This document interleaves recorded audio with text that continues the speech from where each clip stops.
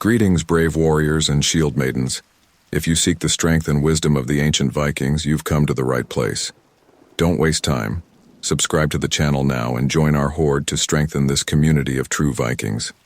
As you can see, our channel is new, so your subscription is crucial to our growth. If you're a true fan of the Vikings, show your support. Let the power of the Viking axe guide your hand to click the like button, and in the comments, tell us which city you're watching from so we know where in the world our stories are reaching, all because the bitter wind howled across the fjord, carrying with it the scent of salt and impending winter. Jarl Sigurd stood at the prow of his longship, his piercing blue eyes fixed on the horizon. The young chieftain's golden hair whipped about his face, unbound and wild as the sea itself. His heart raced with anticipation as the silhouette of his homeland grew larger with each passing moment. "Land ho!" cried Bjorn, the keen-eyed lookout perched in the crow's nest. "Jutland approaches, my Jarl." A smile tugged at the corner of Sigurd's lips. 3 moons had passed since they'd set sail on a trading expedition to the eastern lands. Their holds were heavy with silk, spices, and silver, riches that would see his people through the harsh winter ahead.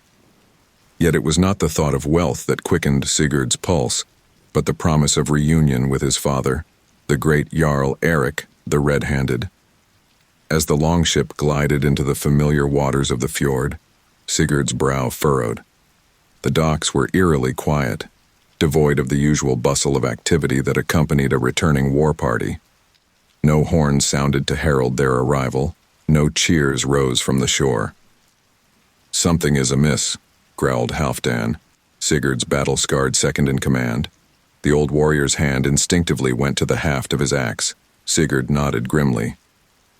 "Ready the men, but keep weapons sheathed. We'll not stoke panic until we know what awaits us." As they drew closer, figures began to emerge on the shore. Sigurd's heart sank as he recognized the somber faces of his kinsmen. At their head stood his mother Astrid, her usually proud posture bent with an unseen weight. The moment the ship touched the dock, Sigurd leapt ashore, his boots thudding heavily on the wooden planks. He strode toward his mother, dread building in his chest with each step. "Mother," he said, his voice barely above a whisper, "what has happened?" Astrid raised her eyes to meet her son's, and Sigurd saw within them a storm of grief and rage. "My son," she began, her voice cracking, "your father, Erik, he is dead." The words struck Sigurd like a hammer blow. He staggered back, his mind reeling.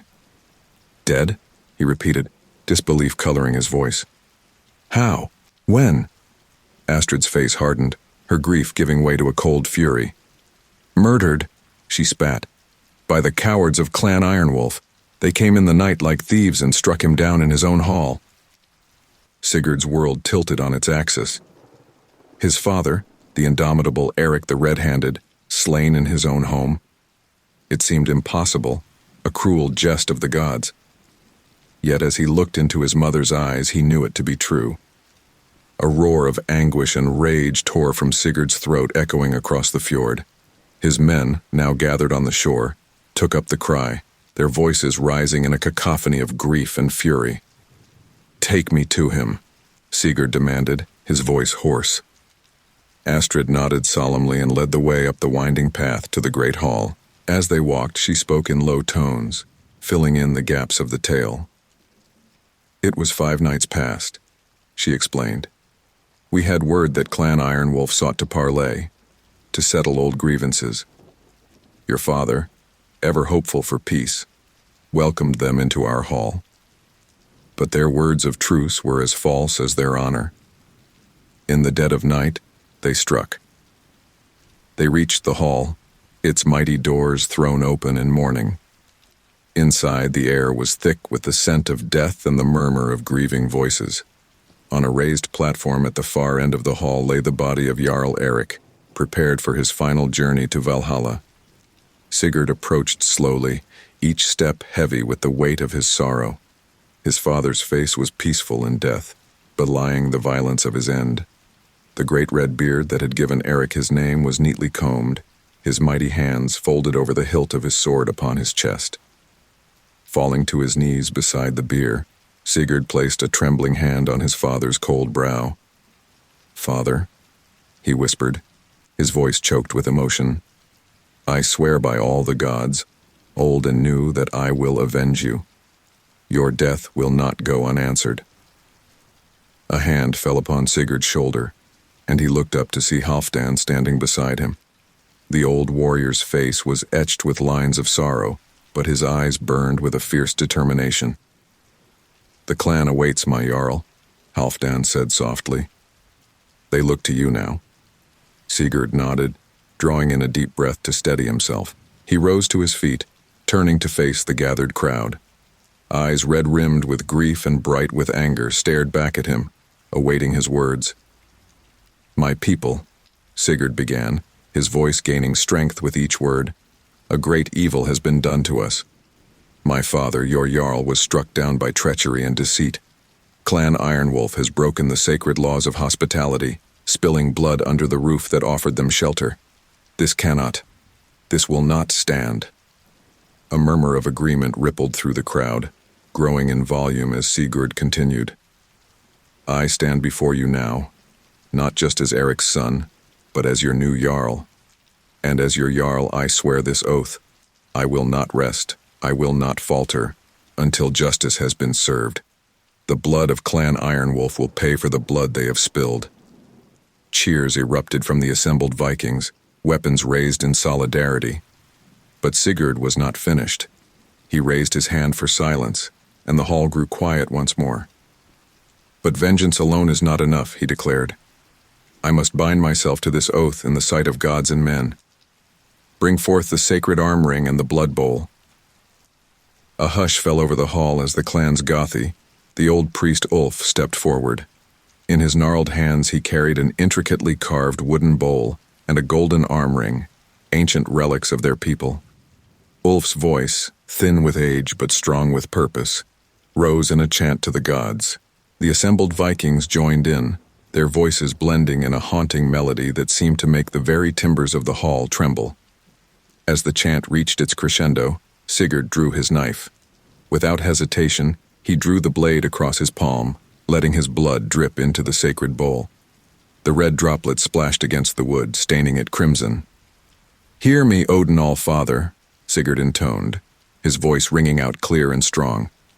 "Hear me, Thor Thunderer. Hear me, Tyr, God of justice and oaths. I, Sigurd Eriksson, do hereby swear this solemn vow. I will avenge my father's death. I will bring justice to those who have wronged us. And I bind my fate to this oath, from this day until it is fulfilled, or until I draw my last breath." He lifted the bowl to his lips and drank deeply of his own blood, sealing the oath in the most sacred way known to their people. Then, he took the golden arm ring and slipped it onto his bicep, a constant reminder of his vow. The hall erupted in cheers and the clash of weapons against shields. Sigurd stood before them, blood on his lips, the weight of leadership and vengeance settling heavily upon his shoulders. As the clamor died down, Halfdan approached Sigurd, concern etched on his weathered features. "A blood oath is no small thing, my Jarl," he said quietly. "It binds you in ways even you may not fully understand." Sigurd nodded grimly. "I know, old friend, but it is necessary. My father's death demands no less. And what of the whispers we heard in the eastern markets?" Halfdan pressed. "Of Christian kingdoms massing their forces, looking northward with greedy eyes." For a moment, doubt flickered in Sigurd's eyes. The threat from the south was real, a storm gathering on the horizon that threatened all the Norse peoples. But the fire of vengeance burned hot in his breast, drowning out all other concerns. "One battle at a time, Halfdan," Sigurd replied. "First, we deal with the traitors in our midst. Then, we can turn our eyes to other threats." As the day wore on, preparations for Eric's funeral began in earnest. Sigurd found himself swept up in a whirlwind of activity, overseeing the construction of the funeral pyre, receiving condolences from neighboring clans, and beginning to plan for the campaign of vengeance that lay ahead.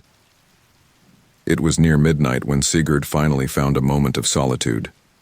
He stood at the edge of the cliff overlooking the fjord, the same spot where he had stood countless times with his father, watching the longships come and go. The weight of all that had happened, all that was yet to come, pressed down upon him. Doubt and fear, held at bay by rage and duty throughout the day, now crept into his heart. "Am I ready for this, Father?" he whispered to the night air. "Am I strong enough to lead our people, to fulfill this oath I've sworn?" As if in answer, a cool breeze swept up from the fjord, carrying with it the scent of salt and adventure. In that moment, Sigurd felt a presence beside him, as real as if his father stood there in flesh and blood. A memory surfaced, clear as crystal. His father's voice, strong and sure. "A true leader, my son, is not one who never feels fear. A true leader is one who feels fear but does not let it rule him. Remember, Sigurd, courage is not the absence of fear, but the triumph over it." Sigurd drew in a deep breath, squaring his shoulders. The path ahead was fraught with danger and uncertainty, but he would face it head-on as his father had taught him.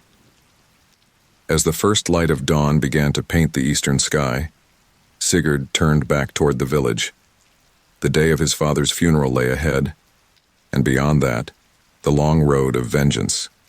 But for now, in this quiet moment between night and day, Sigurd allowed himself to grieve, for the father he had lost, for the innocence left behind, and for the uncertain future that lay ahead. With one last look at the fjord, Sigurd whispered a final promise to the wind. "I will make you proud, Father. This I swear." And with that, he strode back to the village, ready to face whatever challenges the new day might bring. The saga of Jarl Sigurd had only just begun. The funeral pyre of Eric the Red-Handed burned bright against the twilight sky, its flames licking at the heavens as if trying to light the path to Valhalla. Jarl Sigurd stood at the forefront of his people, his face a mask of stone as he watched his father's ship, laden with treasures and weapons, become engulfed in fire. The crackling of the flames mingled with the mournful chants of the gathered clan, their voices rising and falling like the waves of the fjord. As the ship began to sink beneath the waters, consumed by fire, Sigurd felt a hand on his shoulder. He turned to see his mother, Astrid, her eyes glistening with unshed tears. "He sails now to the golden halls," she said, her voice barely above a whisper. "May the Valkyries guide his way." Sigurd nodded, unable to trust his voice. As the last embers of the pyre flickered out, he knew that with them died the last vestiges of his old life. The time for mourning was over. Now the call to arms must be answered. As the clan began to disperse, heading back to the great hall for the funeral feast, Sigurd raised his voice. "My people," he called out, his words carrying across the shore. "Join me in the hall. There is much we must discuss." The great hall buzzed with tension as the clan gathered. Ale flowed freely, but there was little of the usual boisterous laughter that accompanied such gatherings. Instead, hushed conversations and furtive glances dominated the room. All eyes turned to Sigurd as he took his place at the high seat, the throne that had until recently belonged to his father. Halfdan, ever loyal, stood at Sigurd's right hand. "They await your words, my Jarl," he murmured. "Choose them wisely." Sigurd nodded, then rose to his feet. The hall fell silent, every ear straining to hear the words of their new leader. "Friends, kinsmen, warriors of our clan," Sigurd began, his voice strong and clear. "We have laid my father, your Jarl, to rest. Eric the Red-Handed sails now in Odin's realm, feasting with the heroes of old. But we who remain cannot rest. The treachery of Clan Ironwolf demands answer." A rumble of agreement swept through the hall. Sigurd continued, his words gaining heat. "I have sworn a blood oath to avenge my father's death. But this is not my vengeance alone. Every one of us was wronged by their cowardly attack. Will you stand with me? Will you take up arms and bring justice to those who have betrayed the sacred laws of hospitality?" The response was immediate and thunderous. Warriors leapt to their feet, brandishing weapons and shouting their allegiance. "Sigurd! Sigurd!" they chanted, the name becoming a war cry. As the clamor died down, an older warrior named Gunnar stepped forward. His beard was gray, but his arms still rippled with the strength of a lifetime spent wielding sword and axe. "My Jarl," Gunnar said, his voice gruff with emotion.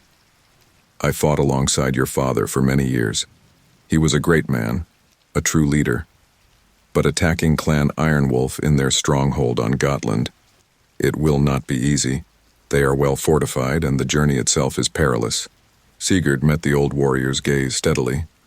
"You speak wisely, Gunnar. The path ahead is indeed fraught with danger. But tell me, since when have the people of Jutland shied away from danger?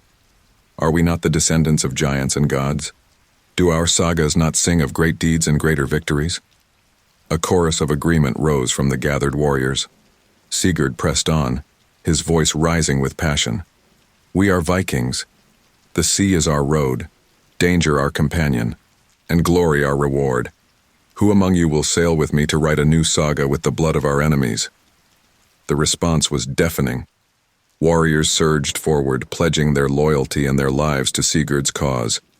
The young Jarl felt a swell of pride and determination. These were his people, and they would follow him into the jaws of Fenrir himself if he asked. As the excitement began to settle, Sigurd raised his hand for silence. "Prepare yourselves," he commanded. "We sail with the dawn tide. Tonight we feast and remember. Tomorrow we begin our journey to vengeance and glory."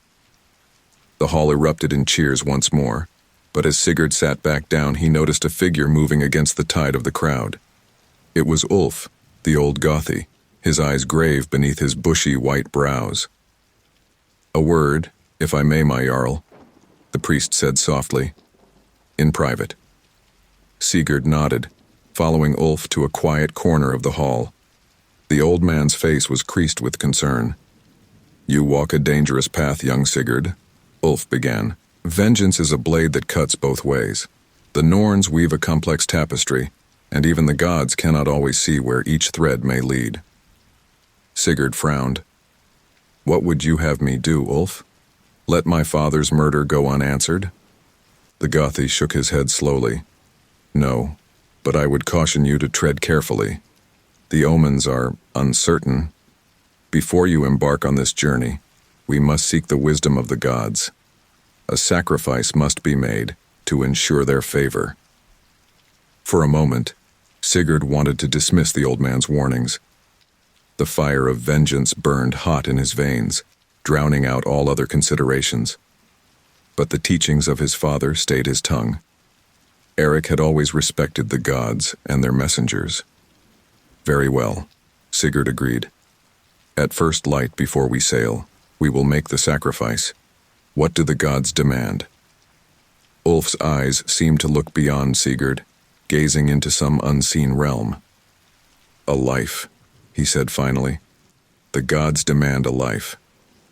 Sigurd felt a chill run down his spine. Human sacrifice was rare among their people, reserved only for the most dire of circumstances. That the gods would demand such a price now, it spoke volumes about the gravity of the path he had chosen. "So be it," Sigurd said, his voice heavy with the weight of command. "Choose one from among the thralls. Let their life buy us victory." Ulf nodded solemnly and shuffled away, leaving Sigurd alone with his thoughts. The young Jarl turned his gaze to the celebrations in the hall. His warriors drank and boasted, their spirits high with the promise of battle and glory to come. But Sigurd felt the heavy mantle of leadership settling on his shoulders, colder and heavier than any winter cloak. As the night wore on, Sigurd found himself unable to join in the festivities. He slipped out of the hall, seeking the solitude of the shore. The moon hung low and full over the fjord, casting a silver path across the dark waters. "You bear a heavy burden, my son," came a voice from behind him. Sigurd turned to see his mother Astrid approaching. "How did you bear it, mother?" Sigurd asked, his voice barely above a whisper. "All those times father sailed off to war or on raids. How did you find the strength?" Astrid's eyes, so like his own, gazed out over the water. "With pride," she said finally, "and with fear, but mostly with faith. Faith in your father, faith in our people and faith in the gods. She turned to face him fully. You are your father's son, Sigurd. You have his strength, his courage. But you also have something he sometimes lacked, wisdom beyond your years. Sigurd scoffed lightly. I don't feel very wise, mother. I feel lost. Astrid reached out, cupping her son's face in her hands. That, my dear boy, is the beginning of wisdom. A fool thinks he knows everything. A wise man knows how much he has yet to learn. She smiled, a hint of mischief in her eyes. Besides, you're not alone. You have your people. You have old Halfdan to keep you from doing anything too rash. And you have me. For the first time since receiving the news of his father's death, Sigurd felt a genuine smile tugging at his lips. Thank you, mother, he said softly. As they stood there, the sound of approaching footsteps broke the moment. It was Bjorn, the keen-eyed lookout from Sigurd's ship. My Jarl, Bjorn said, slightly out of breath. Forgive the interruption, but there's something you need to see. Sigurd exchanged a glance with his mother before nodding to Bjorn. Lead on. The lookout led them to the highest point of the village, a cliff overlooking the fjord and the lands beyond. As they crested the hill, Sigurd's breath caught in his throat. In the distance, beyond the mouth of the fjord, a faint orange glow lit the horizon. Fire signals, Astrid breathed, her voice tight with concern. Sigurd nodded grimly. A warning from our allies to the north. Clan Ironwolf is on the move. Bjorn shifted nervously. What does it mean, my Jarl? Sigurd's mind raced, considering the implications. It means our enemies are not content to wait for our vengeance. They seek to strike first. He turned to Bjorn, his voice sharp with command. Rouse the clan. All able-bodied warriors are to assemble at the docks immediately. We sail within the hour. As Bjorn raced off to carry out his orders, Astrid gripped Sigurd's arm. The sacrifice, she reminded him. Ulf said, There's no time, Sigurd cut her off. The gods will have to understand. We cannot wait for dawn. Astrid's face was a mask of concern, but she nodded. Then go, my son. Lead our people. But remember, the gods always collect their due one way or another. With a final embrace, Sigurd rushed down to the docks. The village had erupted into a flurry of activity, warriors donning armor and gathering weapons, supplies being loaded onto ships with frantic haste. Halfdan appeared at Sigurd's side, his weathered face grim in the torchlight. The clan is ready, my Jarl. We await your command. Sigurd nodded, then raised his voice to address the assembled warriors. My friends, our enemies think to catch us unawares. They believe us weak with grief, unprepared for battle. Let us show them how wrong they are. A roar of approval met his words. Sigurd continued, his voice carrying over the crash of waves and the creaking of ships. We are the wolves of the sea, the sons and daughters of Odin. Our enemies await us, and Valhalla watches. Who among you will join me in writing a saga that will be sung for 1,000 years? The response was thunderous. Warriors brandished their weapons, shouting oaths of loyalty and promises of victory. As Sigurd boarded his ship, he felt a surge of pride and determination. Whatever challenges lay ahead, whatever price the gods might demand, he would face it with these brave men and women at his side. As the longships pushed off from the shore, their dragon-headed prows cutting through the moonlit waves, Sigurd cast one last look at his homeland. The fire signal still burned on the distant horizon, a beacon calling them to war. And so it begins, Sigurd murmured, more to himself than anyone else. May the Norns weave us a favorable fate. With that, he turned his gaze forward, toward the open sea and the battles to come. The saga of Jarl Sigurd's vengeance had truly begun, and the 9 worlds would tremble in its wake. The longships of Jarl Sigurd's war party cut through the choppy waters of the North Sea, their dragon-headed prows rising and falling with each swell. 3 days had passed since their hasty departure from Jutland, and the coast of their homeland had long since disappeared beyond the horizon. The mood among the warriors was tense, a mix of excitement for the battles to come and unease at the unknown challenges that lay ahead. Sigurd stood at the prow of the lead ship, his golden hair whipping in the salt-laden wind.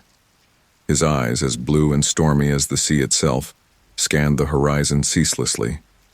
Behind him, he could hear the low murmur of his warriors, the creak of oars, and the snap of the sail in the wind. "How much longer, my Jarl?" came a voice from behind him. Sigurd turned to see Runa, a shield maiden with fiery red hair and a reputation for ferocity in battle. Her hand rested on the hilt of her sword, fingers tapping impatiently. "Patience, Runa," Sigurd replied, a small smile tugging at his lips despite the gravity of their mission. "Gotland is still days away. The sea will test us before we reach our enemies." As if in response to his words, a cry came from the lookout perched high in the ship's rigging. "Sails to the east. 4 ships approaching fast." Sigurd's hand went to his own weapon, a finely crafted sword that had once belonged to his father. "What colors do they fly?" he called out. The lookout squinted against the glare of the sun on the waves. "No colors, my Jarl. Their sails are black as night." A ripple of tension ran through the crew. Black sails meant only one thing in these waters: raiders, cutthroats who preyed on merchant ships and fishing villages alike. "Raiders," Halfdan growled, coming to stand beside Sigurd. The old warrior's eyes gleamed with the prospect of battle. "What are your orders, my Jarl?" Sigurd's mind raced, weighing their options. They couldn't afford to be delayed or weakened before reaching Gotland, but neither could they allow these raiders to continue their predations unchecked. "Signal the other ships," Sigurd commanded, his voice ringing out clear and strong. "We engage the raiders. Let's remind these sea wolves that there are fiercer predators in these waters." A cheer went up from the crew as they rushed to prepare for battle. Shields were pulled into place along the ship's sides, weapons were drawn, and the oarsmen bent to their task with renewed vigor, driving the longship forward to meet their foes. As they drew closer, Sigurd could make out the details of the raider ships. They were smaller than his longships, built for speed and stealth rather than open combat. But what they lacked in size, they made up for in numbers and the desperate ferocity of men who lived by plunder. "Archers, make ready," Sigurd called out. He could see figures moving on the decks of the raider ships, preparing their own weapons. "Wait for my signal." The tension mounted as the ships drew closer. Sigurd could see the faces of the raiders now, twisted with a mix of surprise and determination. They hadn't expected to encounter a war party, but they were committed to the fight now. Just as the ships came within arrow range, a familiar voice cried out from the nearest raider vessel. "Hold! Hold your fire!" Sigurd's eyes widened in recognition. "Eriksson?" he called out, scarcely believing his ears. A figure pushed to the front of the raider ship, a tall, broad-shouldered man with a mane of dark hair and a beard streaked with gray. It was indeed Leif Eriksson, a famous explorer and the son of Eric the Red, not to be confused with Sigurd's father, Eric the Red-Handed. "Sigurd, my young friend," Leif called out, a broad grin splitting his weathered face. "By Thor's hammer, what brings you and your war party so far from Jutland?" The tension on both sides eased, though weapons remained at the ready. Sigurd signaled for his ship to pull alongside Leif's. "It's a long tale, Leif," Sigurd replied, his voice heavy with the weight of recent events. "One best told over horns of mead. But tell me, why do you sail under black banners? Have you turned to raiding in your old age?" Leif let out a booming laugh. "Raiding? Us? Nay, young Jarl. We fly these colors to draw out the real raiders. These waters have become dangerous of late, with Frankish pirates preying on Norse merchants. We've taken it upon ourselves to discourage such activities." Sigurd felt a mix of relief and admiration. Leave it to Leif Eriksson to take on the role of protector of these seas. "A noble cause," he said, "but one that nearly got you a bellyful of Norse steel." "Aye, and it would have been a glorious fight." Leif grinned. "But come, let us lower our sails and speak properly. I sense there's more to your journey than a simple raid." As the ships drew together, planks were laid between them to allow for easier communication. Sigurd crossed over to Leif's ship, with Halfdan and Runa close behind. In the shelter of the ship's small cabin, Sigurd recounted the events that had brought them to this point: his father's murder, the blood oath, and their mission of vengeance against Clan Ironwolf. Leif listened intently, his expression growing grave. When Sigurd finished his tale, the older man stroked his beard thoughtfully. "A heavy burden you bear, young Jarl," he said at last, "and a dangerous path you walk. Clan Ironwolf is not to be trifled with." "Do you know them?" Sigurd asked, leaning forward eagerly. Leif nodded slowly. "I've had dealings with them in the past. Their Jarl, Bjorn Ironside, is a cunning and ruthless man. If he's behind your father's murder, you can be sure it's part of a larger scheme." Sigurd's hands clenched into fists. "All the more reason to bring him to justice," he growled. "Aye, but caution would serve you well," Leif advised. "Gotland is well fortified, and Clan Ironwolf has many allies. You'll need more than just strength of arms to prevail." As they spoke, a commotion arose from the deck. One of Leif's men burst into the cabin, his face pale. "Ships approaching from the south," he reported breathlessly. "A dozen at least. Frankish pirates, by the look of their sails." Leif and Sigurd exchanged a glance. "It seems the Norns have woven us into the same tapestry, young Jarl," Leif said with a grim smile. "What say you? Shall we face this threat together?" Sigurd felt a surge of excitement despite the danger. To fight alongside the legendary Leif Erikson was an opportunity few warriors ever got. "My sword is yours," he declared. "Let's send these Frankish dogs to the bottom of the sea." As they emerged onto the deck, Sigurd could see the pirate fleet approaching rapidly. They outnumbered the Norse ships significantly, but what Sigurd's warriors lacked in numbers, they made up for in skill and ferocity. "Back to your ship, Jarl Sigurd," Leif commanded. "Take the left flank. We'll box them in against the coastline." Sigurd nodded, quickly crossing back to his own vessel. As he relayed Leif's strategy to his warriors, he could see the excitement building in their eyes. This was what they lived for: the thrill of battle, the chance to prove their worth to the gods. "Oars out!" Sigurd roared. "Let's show these pirates how true Norse warriors fight." The next hours were a blur of furious combat.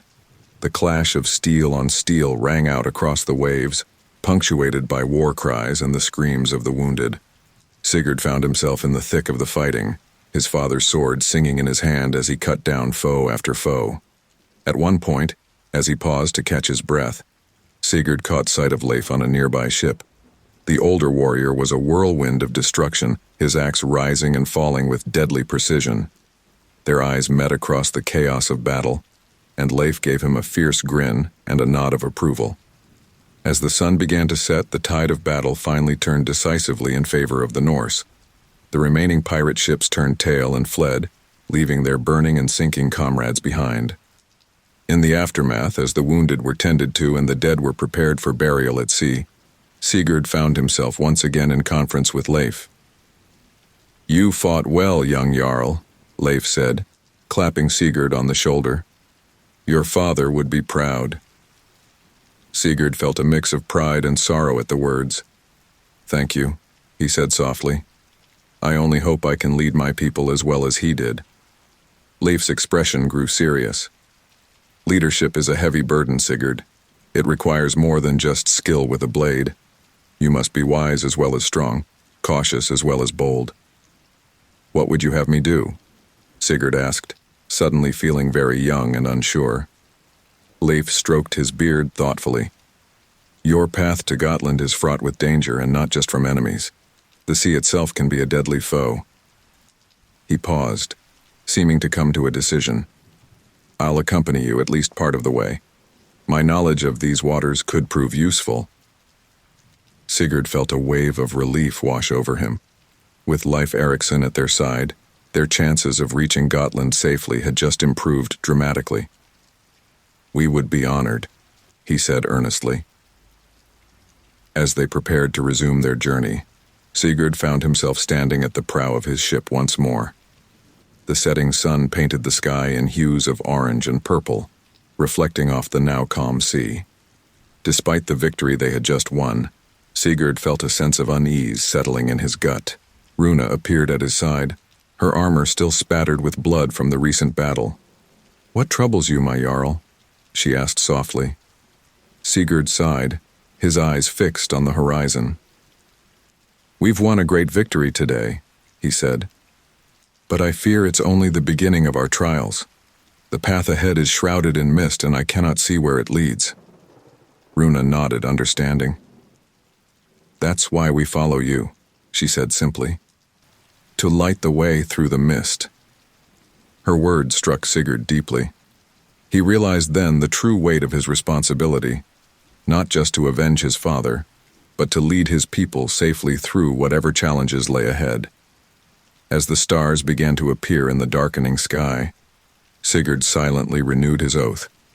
He would see this journey through to its end, whatever the cost. For his father, for his clan, and for the future of his people.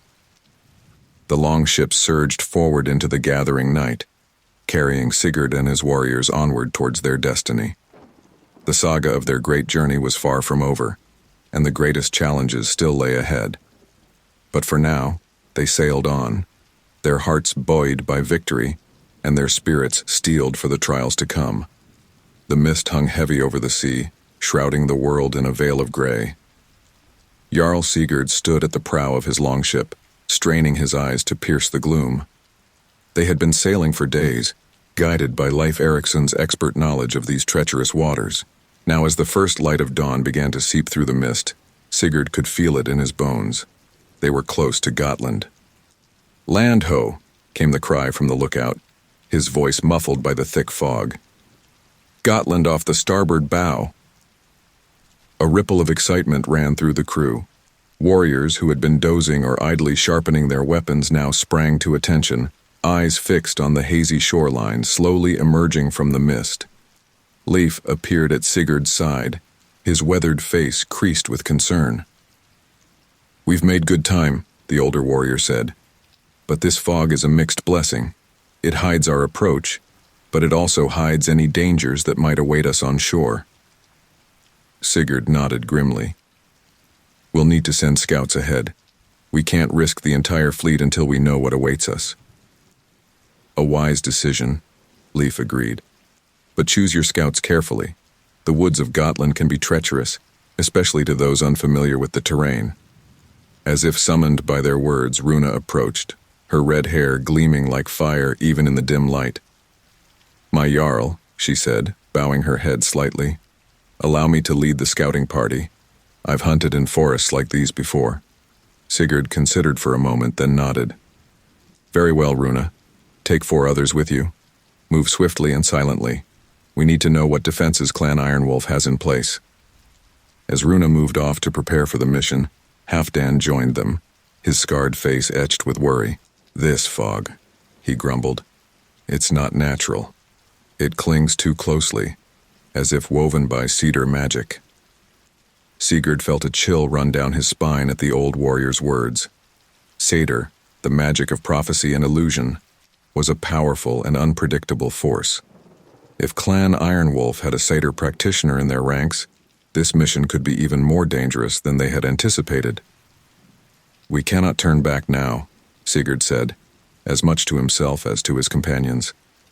"Whatever awaits us on those shores, we must face it. For my father, for our clan, for justice." As the longships drew closer to the shoreline, Sigurd could make out the dark line of trees that marked the edge of Gotland's dense forests. Somewhere beyond those woods lay the stronghold of Clan Ironwolf, and the man responsible for his father's death. Runa and her scouting party slipped over the side of the ship into a small boat, their weapons and armor muffled to prevent any telltale sound. Sigurd watched them disappear into the mist, a knot of anxiety tightening in his chest. "May the gods watch over them," Leif murmured, echoing Sigurd's unspoken prayer. The waiting was agonizing. Sigurd paced the deck of his ship, every sense straining for some sign of Runa's return. The fog seemed to grow thicker with each passing moment, until even the nearby ships were nothing more than vague shadows in the gloom. Suddenly, a cry pierced the air. A sound of alarm quickly cut short. Sigurd's hand flew to his sword, his heart pounding. "That came from the shore," he said, voice tight with tension. Before anyone could respond, the mist before them seemed to part, revealing a lone figure standing on the beach. It was a woman, tall and imposing, with long dark hair and eyes that seemed to glow with an inner fire. In one hand she held a staff topped with a tangle of bones and feathers. "A vulva," Halfdan breathed, his voice filled with a mix of awe and fear. "A seeress." The woman raised her staff, and when she spoke, her voice carried clearly across the water, as if she stood right beside them. "Jarl Sigurd, son of Eric the Red-Handed," she intoned, her words resonating with power. "You sail into waters far deeper and more treacherous than you know." Sigurd stepped forward, drawing himself up to his full height. "Who are you to bar our way?" he demanded. "We come seeking justice for a grave wrong." The vulva's lips curled into a smile that held no warmth. "I am Thyra, servant of the old gods and keeper of the mists. Your quest for vengeance blinds you to the greater dangers that lurk in these lands." "What dangers?" Leif called out, his curiosity overcoming his caution. "Speak plainly, seeress." Thyra turned her unsettling gaze to Leif. "The threads of fate are tangled, Leif Erikson. The quarrel between clans is but a pebble that starts an avalanche. Forces older and darker than your petty feuds stir in the depths of this island." Sigurd felt a chill that had nothing to do with the morning air. "We did not come seeking dark forces or ancient evils," he said. "We came for justice, nothing more." "And yet," Thyra replied, her voice taking on a rhythmic, almost hypnotic quality, "justice and vengeance oft walk hand in hand with forces beyond mortal ken. Heed my words, young Jarl. In shadows deep and caverns old, a power sleeps that once held sway. Blood spilled on sacred ground so bold, may wake what better dormant lay." The words hung in the air, heavy with portent. Sigurd opened his mouth to demand more information, but before he could speak, a commotion arose from the tree line. Runa burst from the forest, her sword drawn and bloodied. Behind her, two of her scouts stumbled out, supporting a third who seemed barely conscious. Of the fifth member of their party, there was no sign.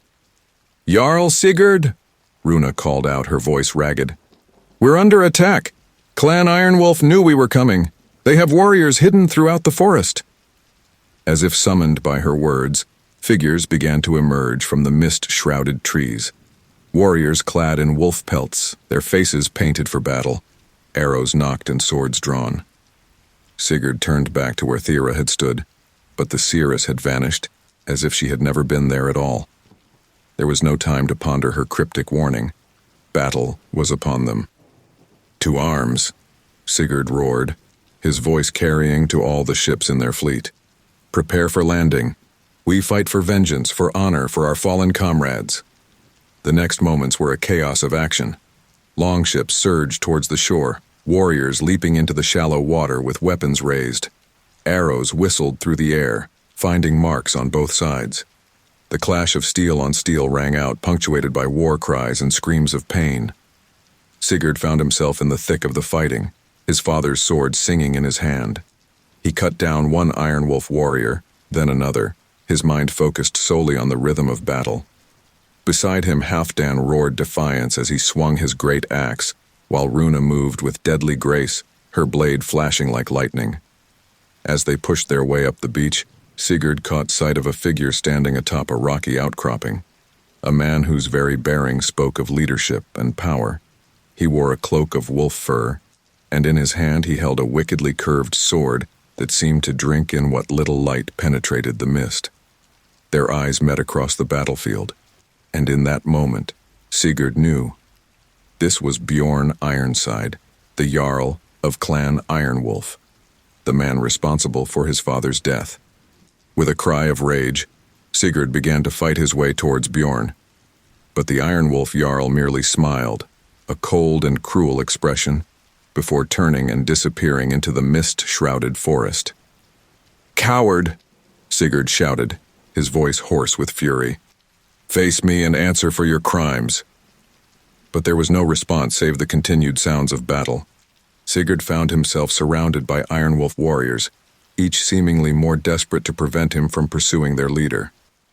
As the sun climbed higher, burning away some of the mist, the tide of battle began to turn in favor of Sigurd's forces. The element of surprise lost, Clan Iron Wolf began to retreat into the depths of the forest. When at last the sounds of fighting died away, Sigurd found himself standing on blood-soaked sand, his armor spattered with gore, his breath coming in ragged gasps. Around him, his warriors tended to the wounded and gathered their dead for proper burial rites. Leif approached, a fresh cut on his cheek, but otherwise unharmed. "A costly victory," the older warrior observed grimly. "But we've gained a foothold on Gotland." Sigurd nodded, his mind already racing ahead to their next move. "We need to establish a secure camp," he said, "and send out patrols. Bjorn Ironside is still out there, and I mean to find him." As the day wore on, Sigurd's clan set about the grim business of aftermath. A defensible camp was established just within the tree line, with sentries posted to watch for any sign of a counterattack. The dead were laid out with care, their weapons placed upon their chests in preparation for the funeral pyres that would send them on their way to Valhalla. As night began to fall, Sigurd called his closest advisors together around the central fire. Halfdan, Runa, and Leif gathered close, their faces grave in the flickering light. "We've won the beach," Sigurd began, "but at a heavy cost, and we're no closer to bringing Bjorn Ironside to justice." "The forest favors them," Runa pointed out. "They know every tree, every stream. We could spend weeks searching and never find their main stronghold." Halfdan grunted in agreement. "And all the while they'll be picking us off, whittling down our numbers." Leif had been silent, his brow furrowed in thought. Now he spoke, his voice low and serious. "There's something else to consider," he said. "The Volva's warning. I've sailed these waters for many years, and I've heard whispers of ancient powers that sleep beneath Gotland. If her words are true, we may be dealing with forces far beyond a simple blood feud." Sigurd felt the weight of leadership pressing down upon him. The path ahead was shrouded in uncertainty, fraught with danger both seen and unseen. He thought of his father, of the oath he had sworn, of the men and women who had followed him on this perilous journey. "We cannot turn back," he said at last, his voice firm with resolve. "Whatever dangers lie ahead, be they Clan Iron Wolf or darker powers, we must face them.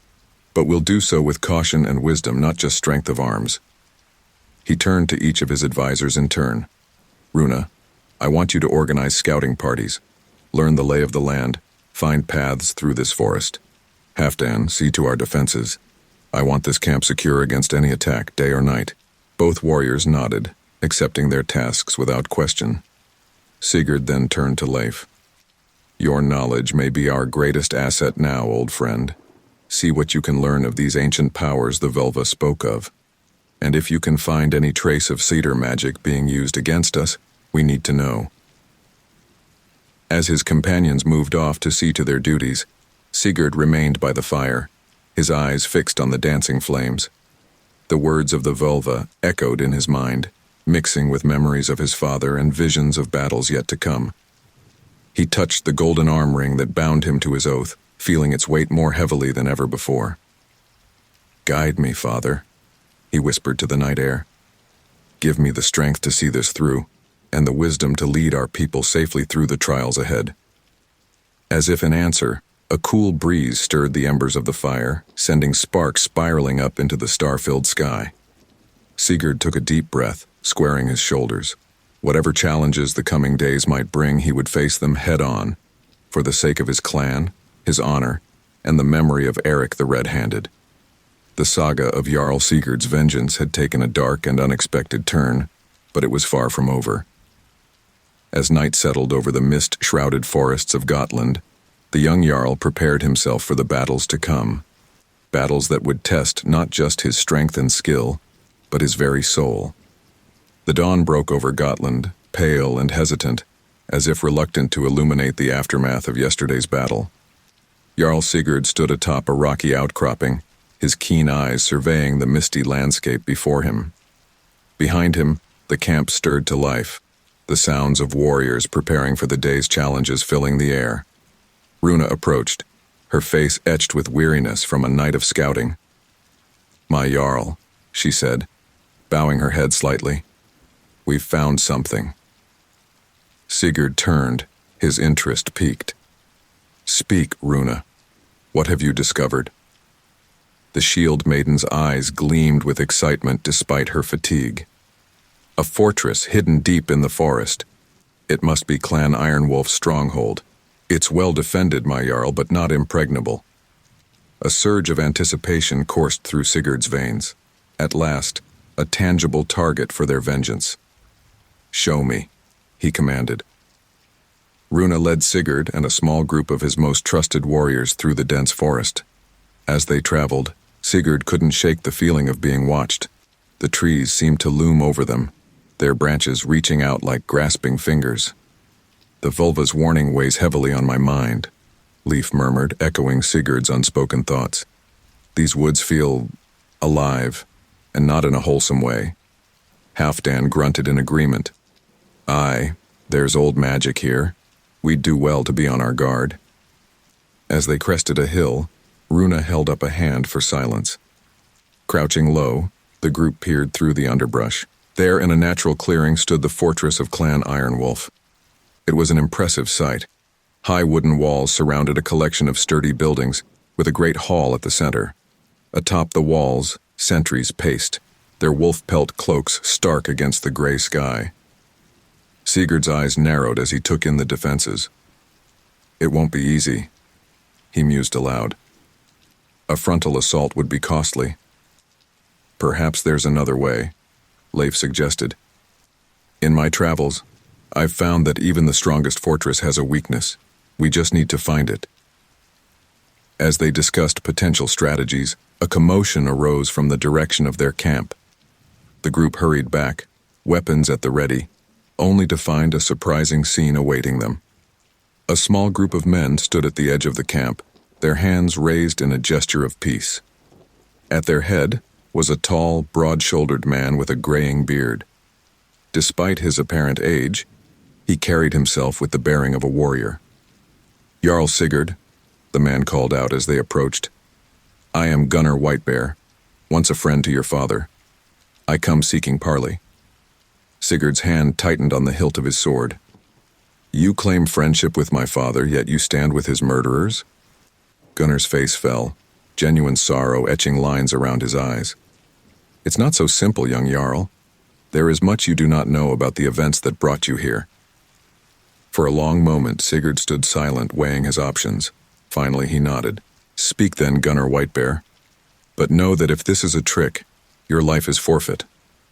The old warrior bowed his head in acknowledgement. "I understand. May we speak privately? What I have to say is for your ears alone."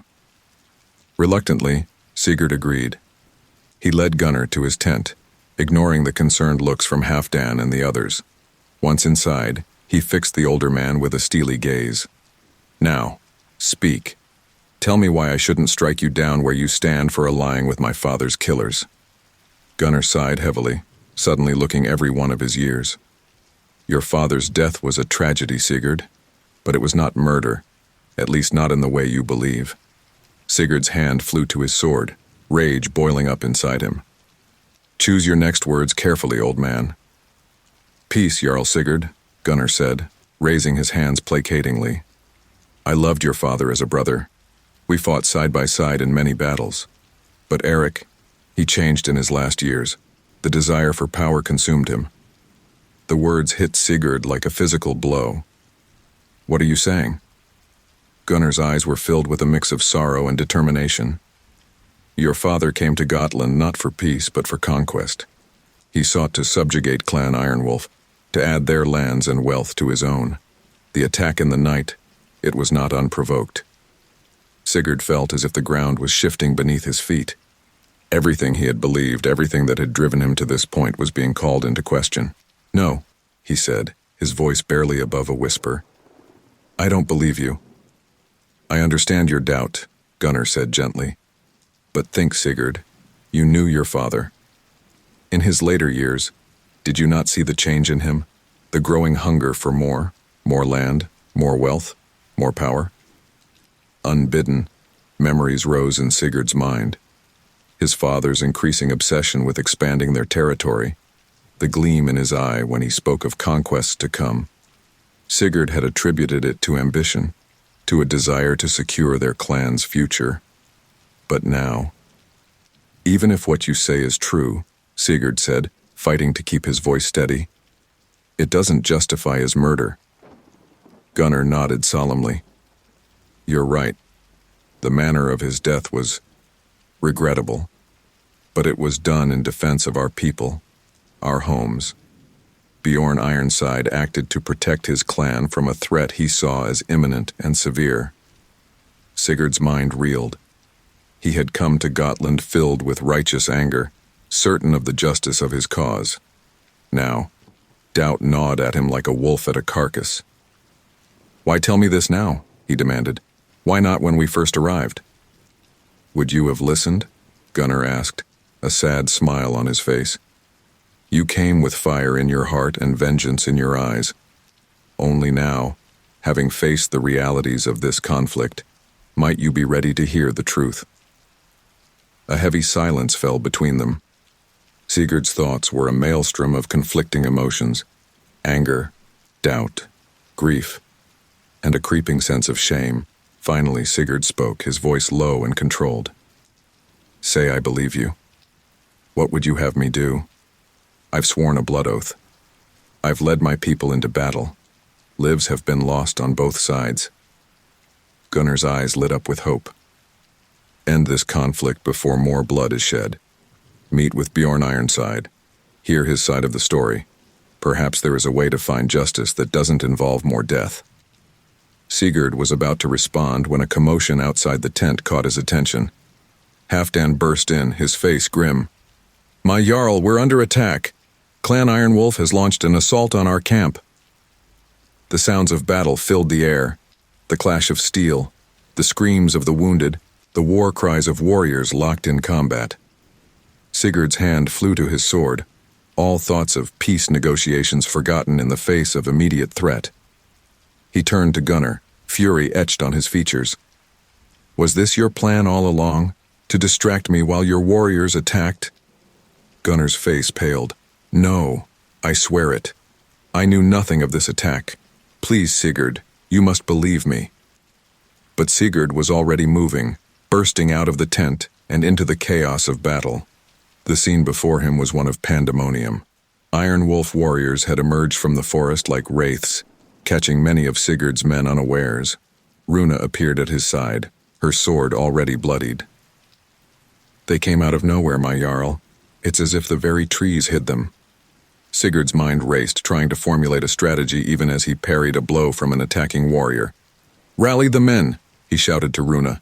Form a defensive line. We can't let them push us back to the sea. As Sigurd fought, he caught glimpses of the battle unfolding around him. Halfdan was a whirlwind of destruction, his great axe cleaving through Iron Wolf warriors with terrible efficiency. Leif Erikson stood back to back with a group of younger warriors, his experience and skill turning their position into an island of resistance in the sea of chaos. But for every Iron Wolf warrior that fell, it seemed two more took their place.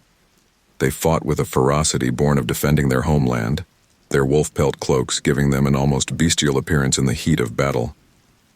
As Sigurd cut down another attacker, he caught sight of a familiar figure at the edge of the clearing, Bjorn Ironside himself, directing the assault with cold efficiency. Their eyes met across the battlefield, and in that moment, Sigurd felt a surge of conflicting emotions. The desire for vengeance warred with the doubt that Gunnar's words had planted. With a roar of frustration and rage, Sigurd began to fight his way towards Bjorn.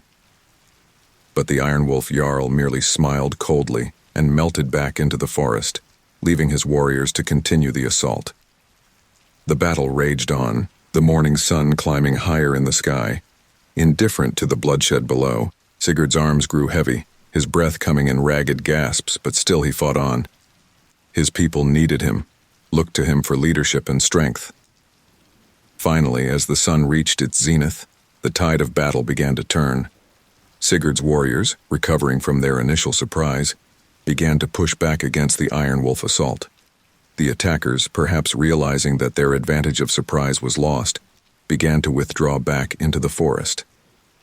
As the sounds of fighting died away, replaced by the groans of the wounded and the laments for the fallen, Sigurd found himself standing in the center of the camp, his father's sword hanging limply at his side.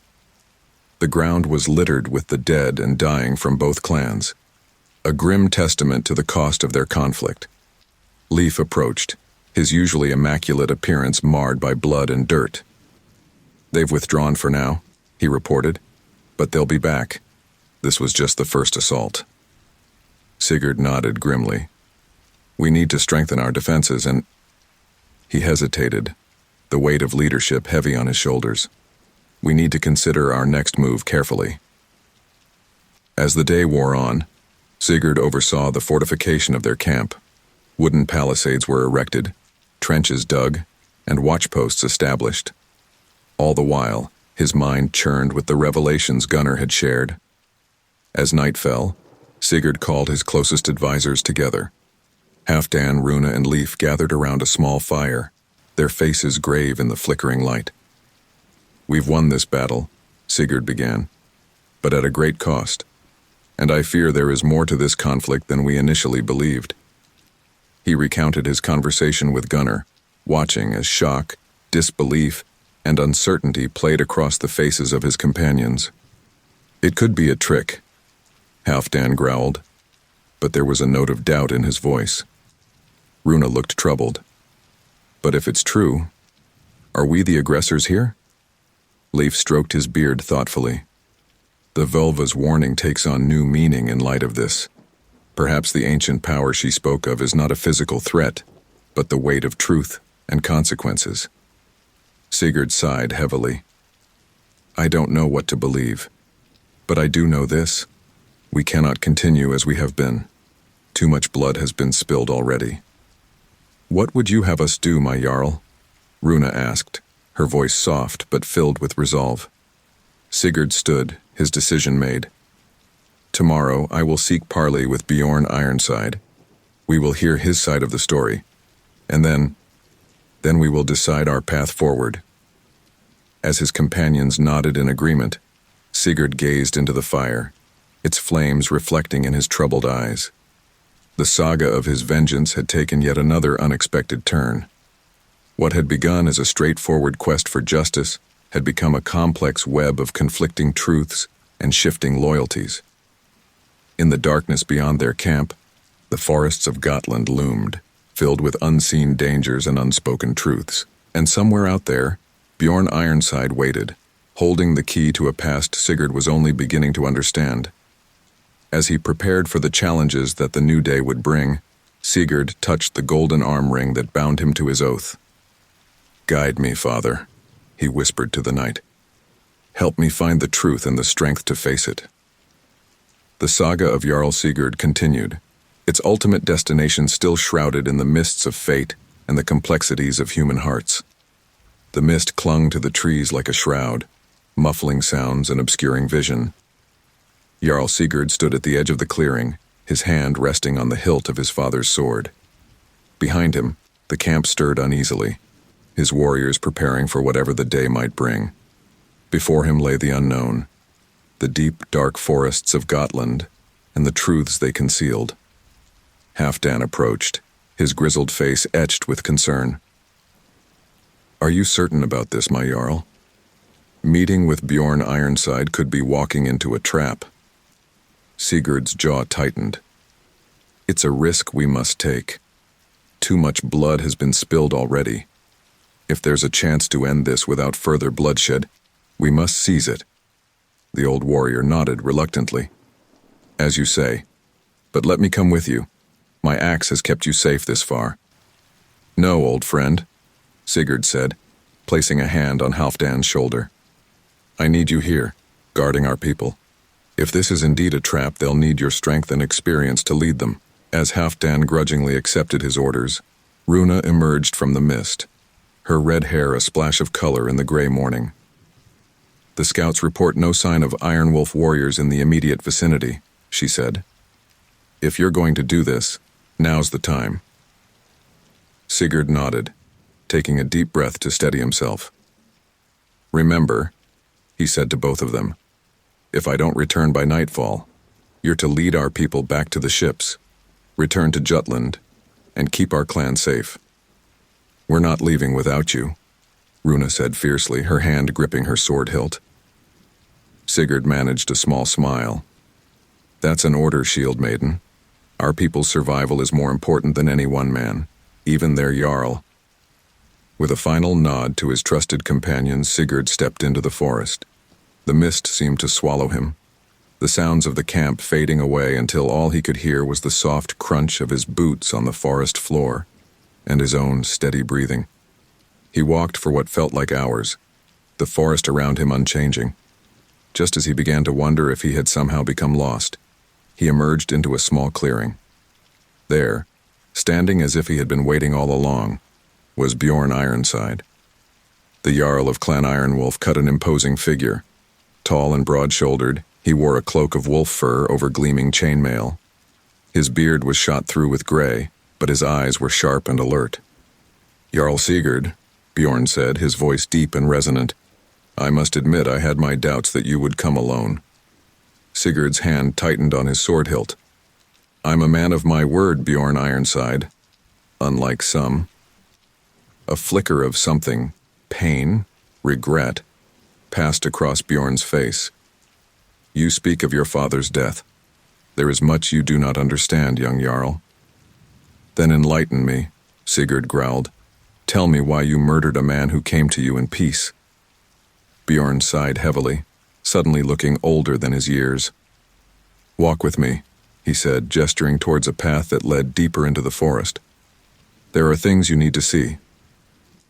Against his better judgment, Sigurd fell into step beside the older Jarl. They walked in silence for a time, the forest around them growing older, the trees more gnarled and twisted. Finally, Bjorn spoke.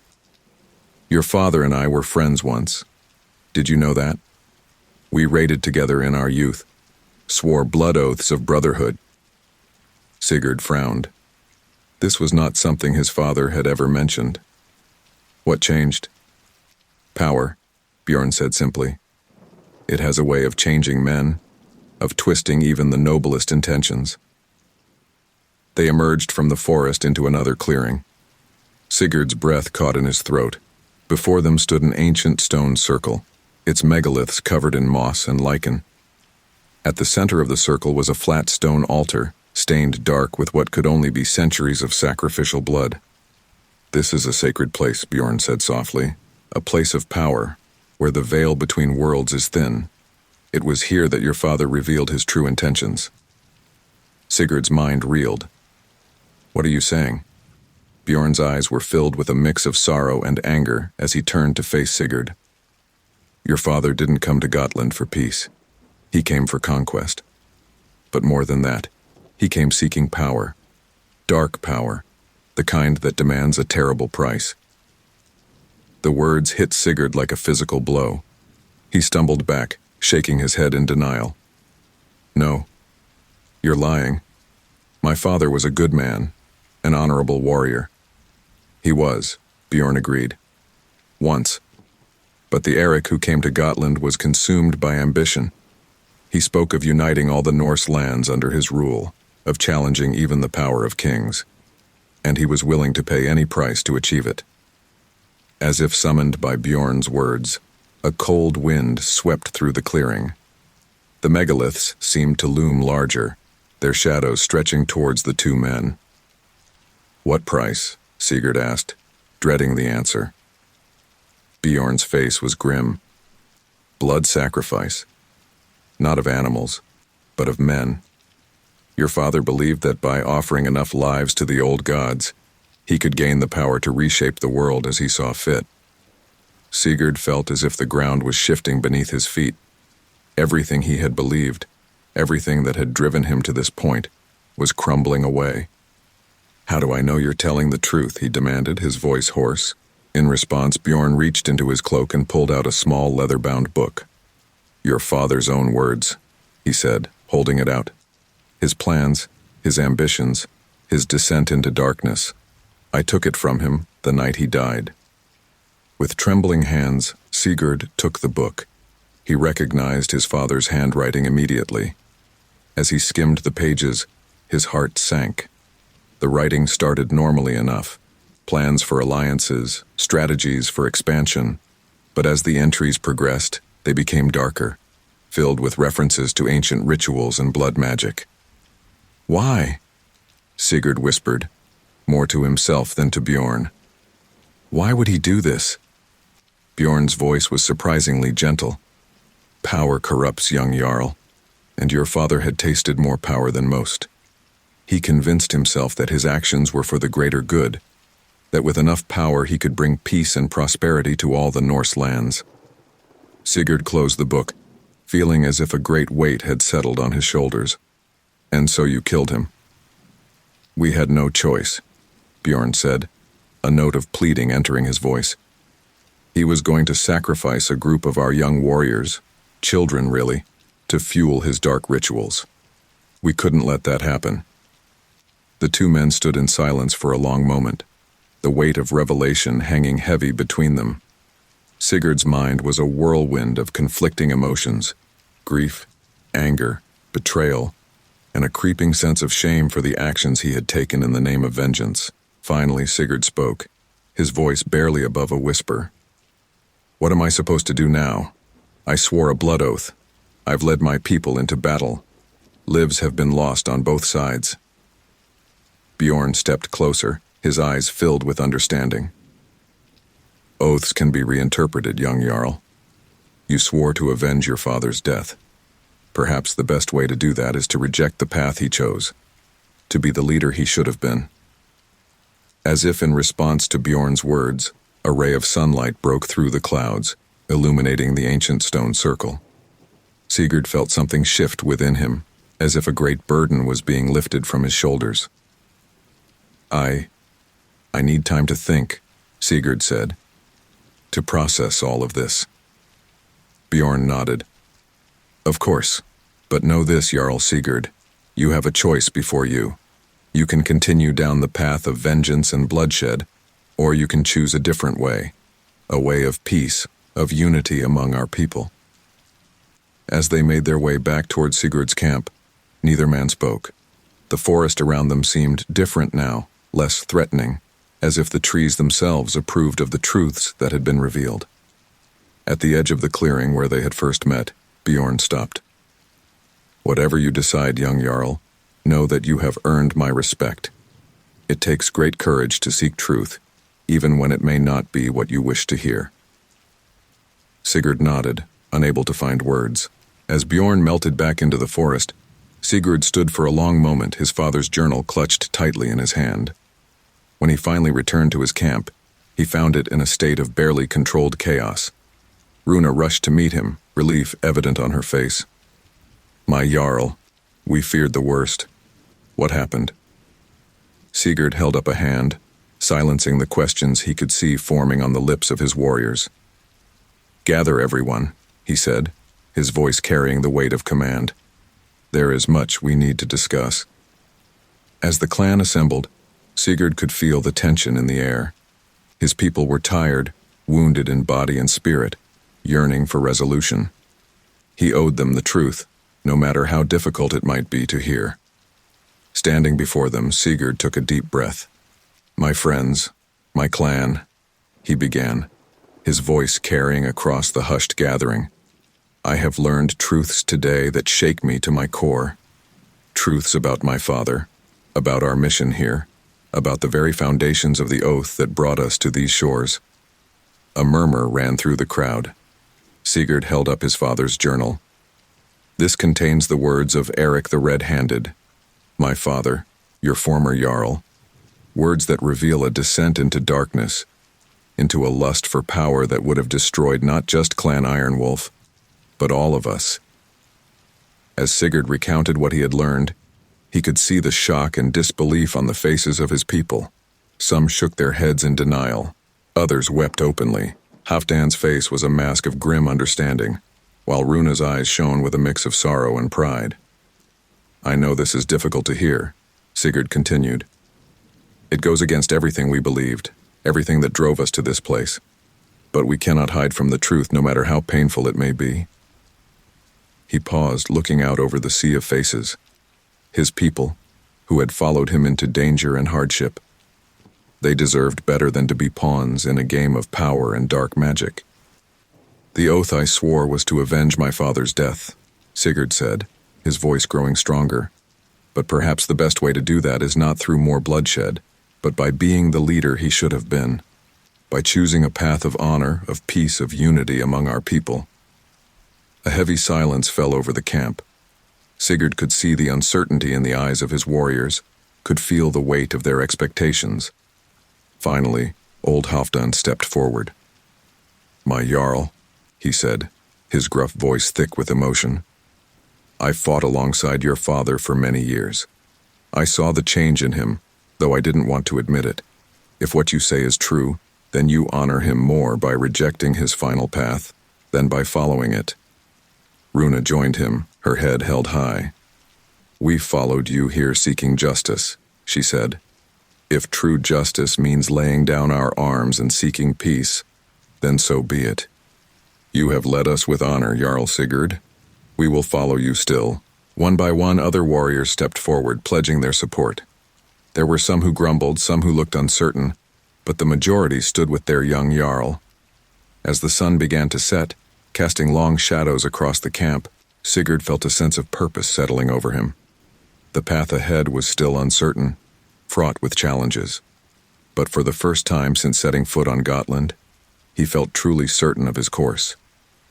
Tomorrow, he announced, we will seek parley with Clan Ironwolf, not as enemies but as potential allies. The threats that face our people, all our people, are greater than any clan rivalry. It's time we face them together. As the camp settled in for the night, Sigurd stood at the edge of the forest, gazing out into the darkness. The weight of leadership felt different now, not a burden, but a responsibility, a chance to forge a new path for his people. In the distance, an owl hooted, its cry echoing through the trees. To Sigurd, it sounded like approval. The old gods, it seemed, were watching. And perhaps, just perhaps, they too were ready for a new chapter in the saga of their people. With a silent prayer to Odin for wisdom and to Thor for strength, Sigurd turned back to his camp. Tomorrow would bring new challenges, new opportunities, but for now, there was peace in his heart, and hope for the future. The saga of Jarl Sigurd continued, but its course had changed. No longer a tale of vengeance, it was becoming a story of redemption, of unity, of a young leader coming into his own. And in the great hall of Valhalla, perhaps Eric the Red-Handed looked down upon his son with pride, seeing in him the leader he himself should have been. The dawn broke over Gotland, painting the sky in hues of gold and crimson. Jarl Sigurd stood at the edge of his camp, watching as the mist rose from the forest floor like spirits ascending to Valhalla. Today would be a day of reckoning, a day that would shape the future of not just his clan, but perhaps all the Norse people. Halfdan approached, his weathered face etched with concern. The men are ready, my Jarl, but there's unrest. Some still thirst for battle, for the glory of dying with a sword in hand. Sigurd nodded, understanding all too well the pull of old ways. And the others? They follow you, Sigurd, Halfdan said, his voice gruff with emotion. Your words last night. They saw the wisdom in them, the strength it takes to seek peace rather than vengeance. A small smile tugged at Sigurd's lips. You've grown wise in your old age, Halfdan. The old warrior snorted. Don't let it get around. I've a reputation to maintain. As they shared a quiet chuckle, Runa joined them, her red hair gleaming in the morning light.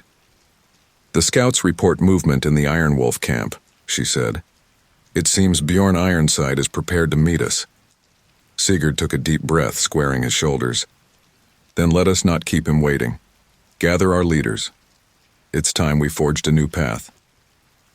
The journey to the meeting place was tense, every warrior alert for signs of treachery. But as they emerged into the clearing where the ancient stone circle stood, Sigurd felt a sense of rightness settle over him. This was a place of power, of old magic. What better spot to forge new alliances? Bjorn Ironside awaited them, flanked by his own warriors. The two groups faced each other, hands on weapons, the weight of generations of conflict hanging heavy in the air. Sigurd stepped forward, his voice ringing out clear and strong. Bjorn Ironside, Jarl of Clan Iron Wolf. We come not as enemies, but as fellow Norsemen. Too long have our people been divided. Too much blood has been spilled. Bjorn's eyes narrowed, searching Sigurd's face for any sign of deception. Fine words, young Jarl, but words are wind. What guarantees can you offer that this is not some ploy? In response, Sigurd did something that caused gasps to ripple through both groups of warriors. He unbuckled his sword belt, letting his father's blade fall to the ground. Then, he went down on one knee before Bjorn. I, Sigurd, son of Eric, Jarl of my clan, do hereby renounce the blood oath of vengeance, he declared, his voice carrying to all present. I seek not retribution, but reconciliation, not conquest, but alliance. A hush fell over the clearing.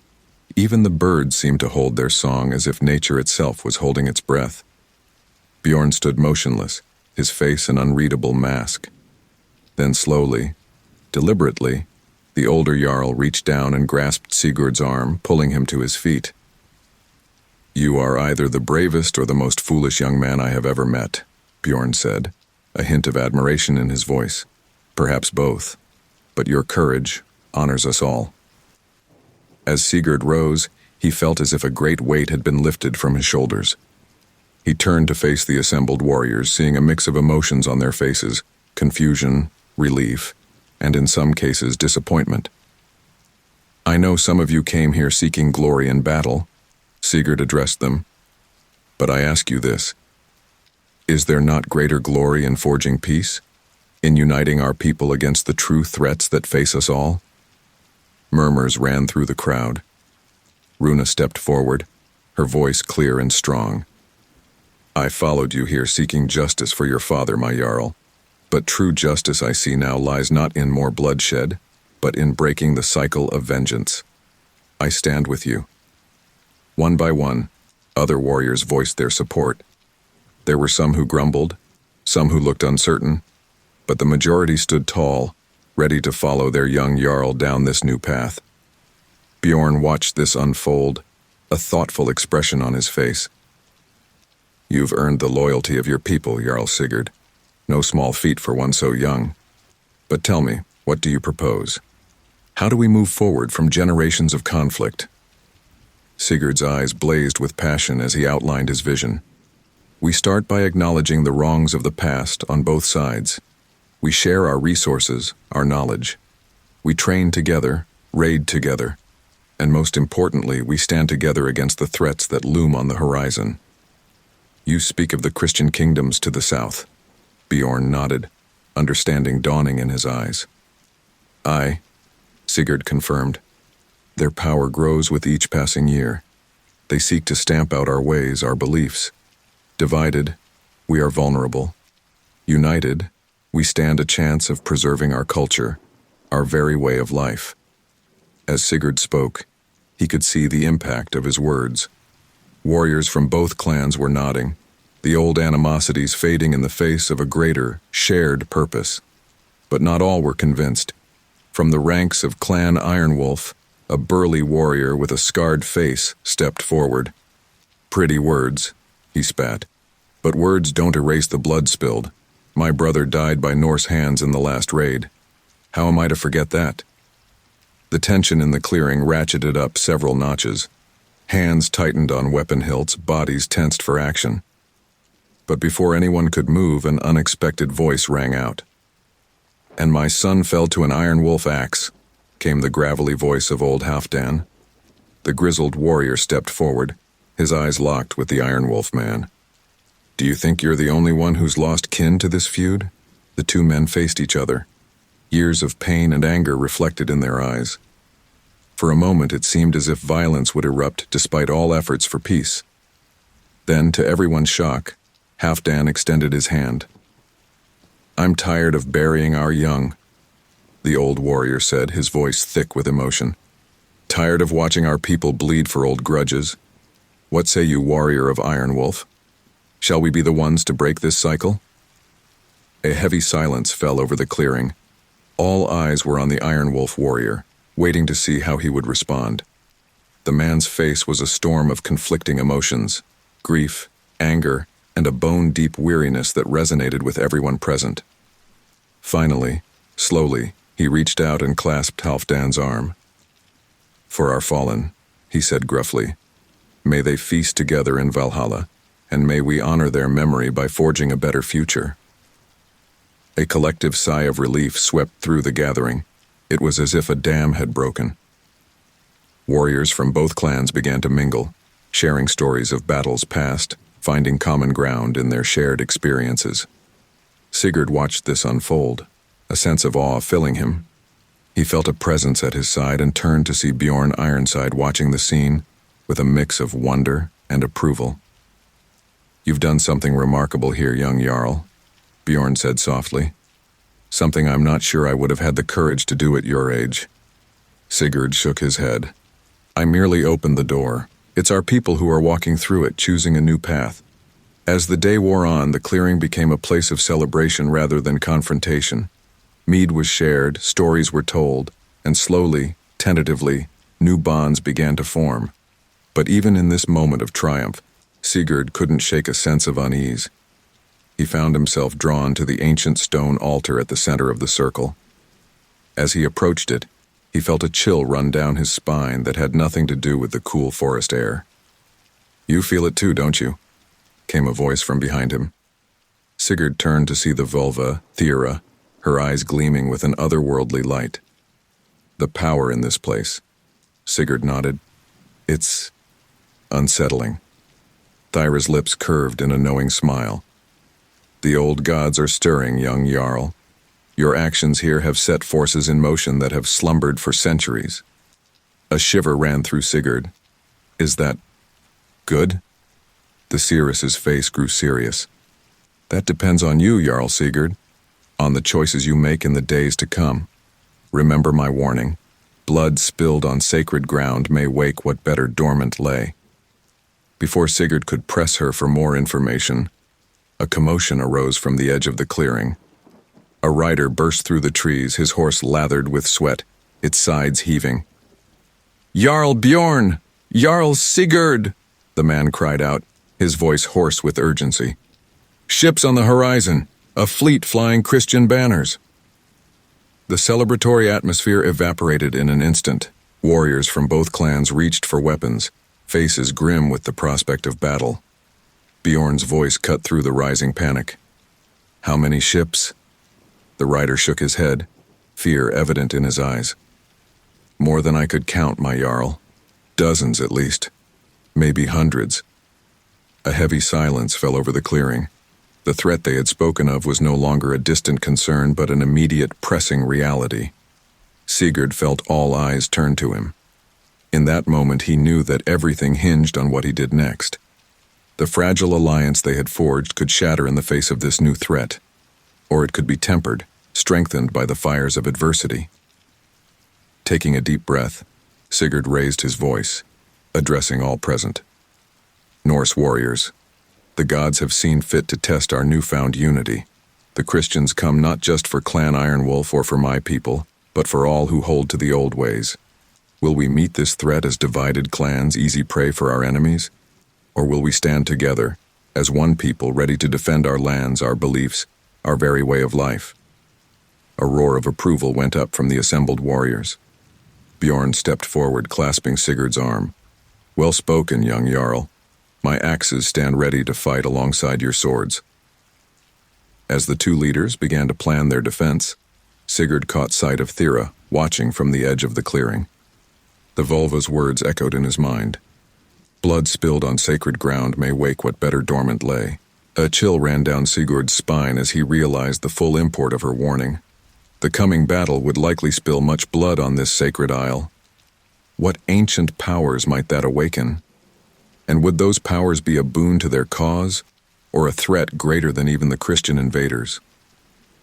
As the sun began to set, casting long shadows across the ancient stone circle, Sigurd found himself standing once again before the altar.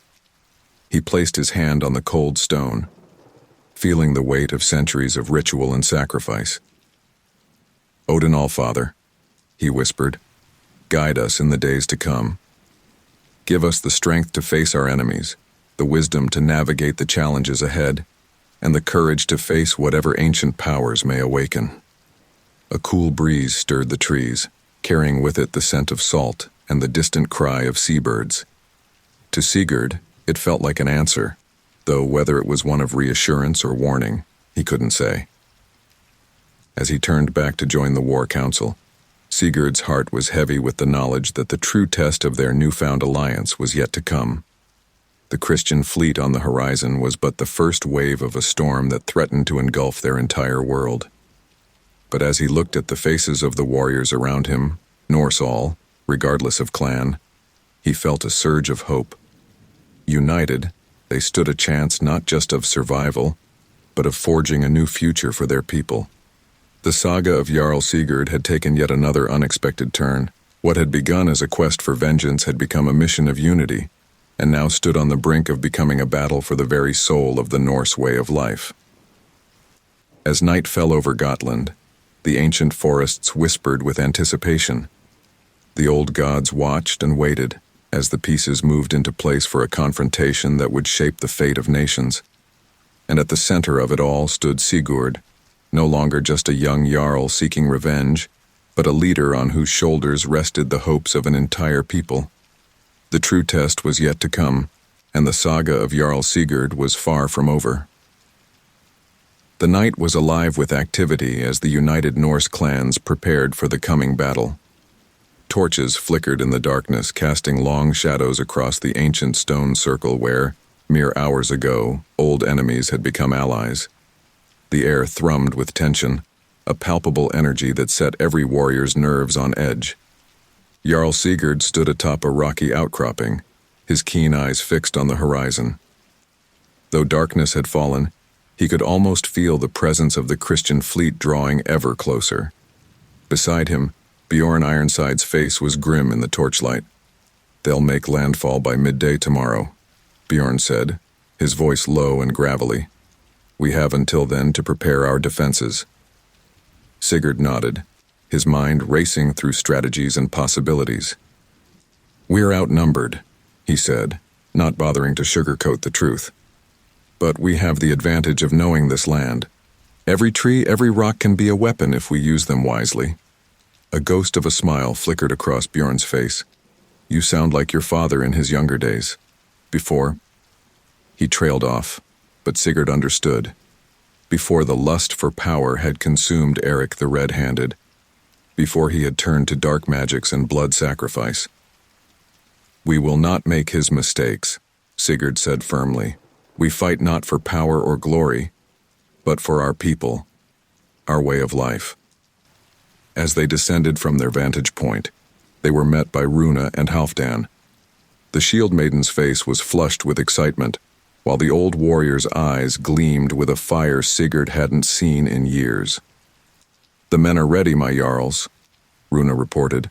"Every warrior from both clans stands united. They await your orders." Halfdan grunted in agreement. "Aye, and not just the men. The women of both clans have taken up arms as well.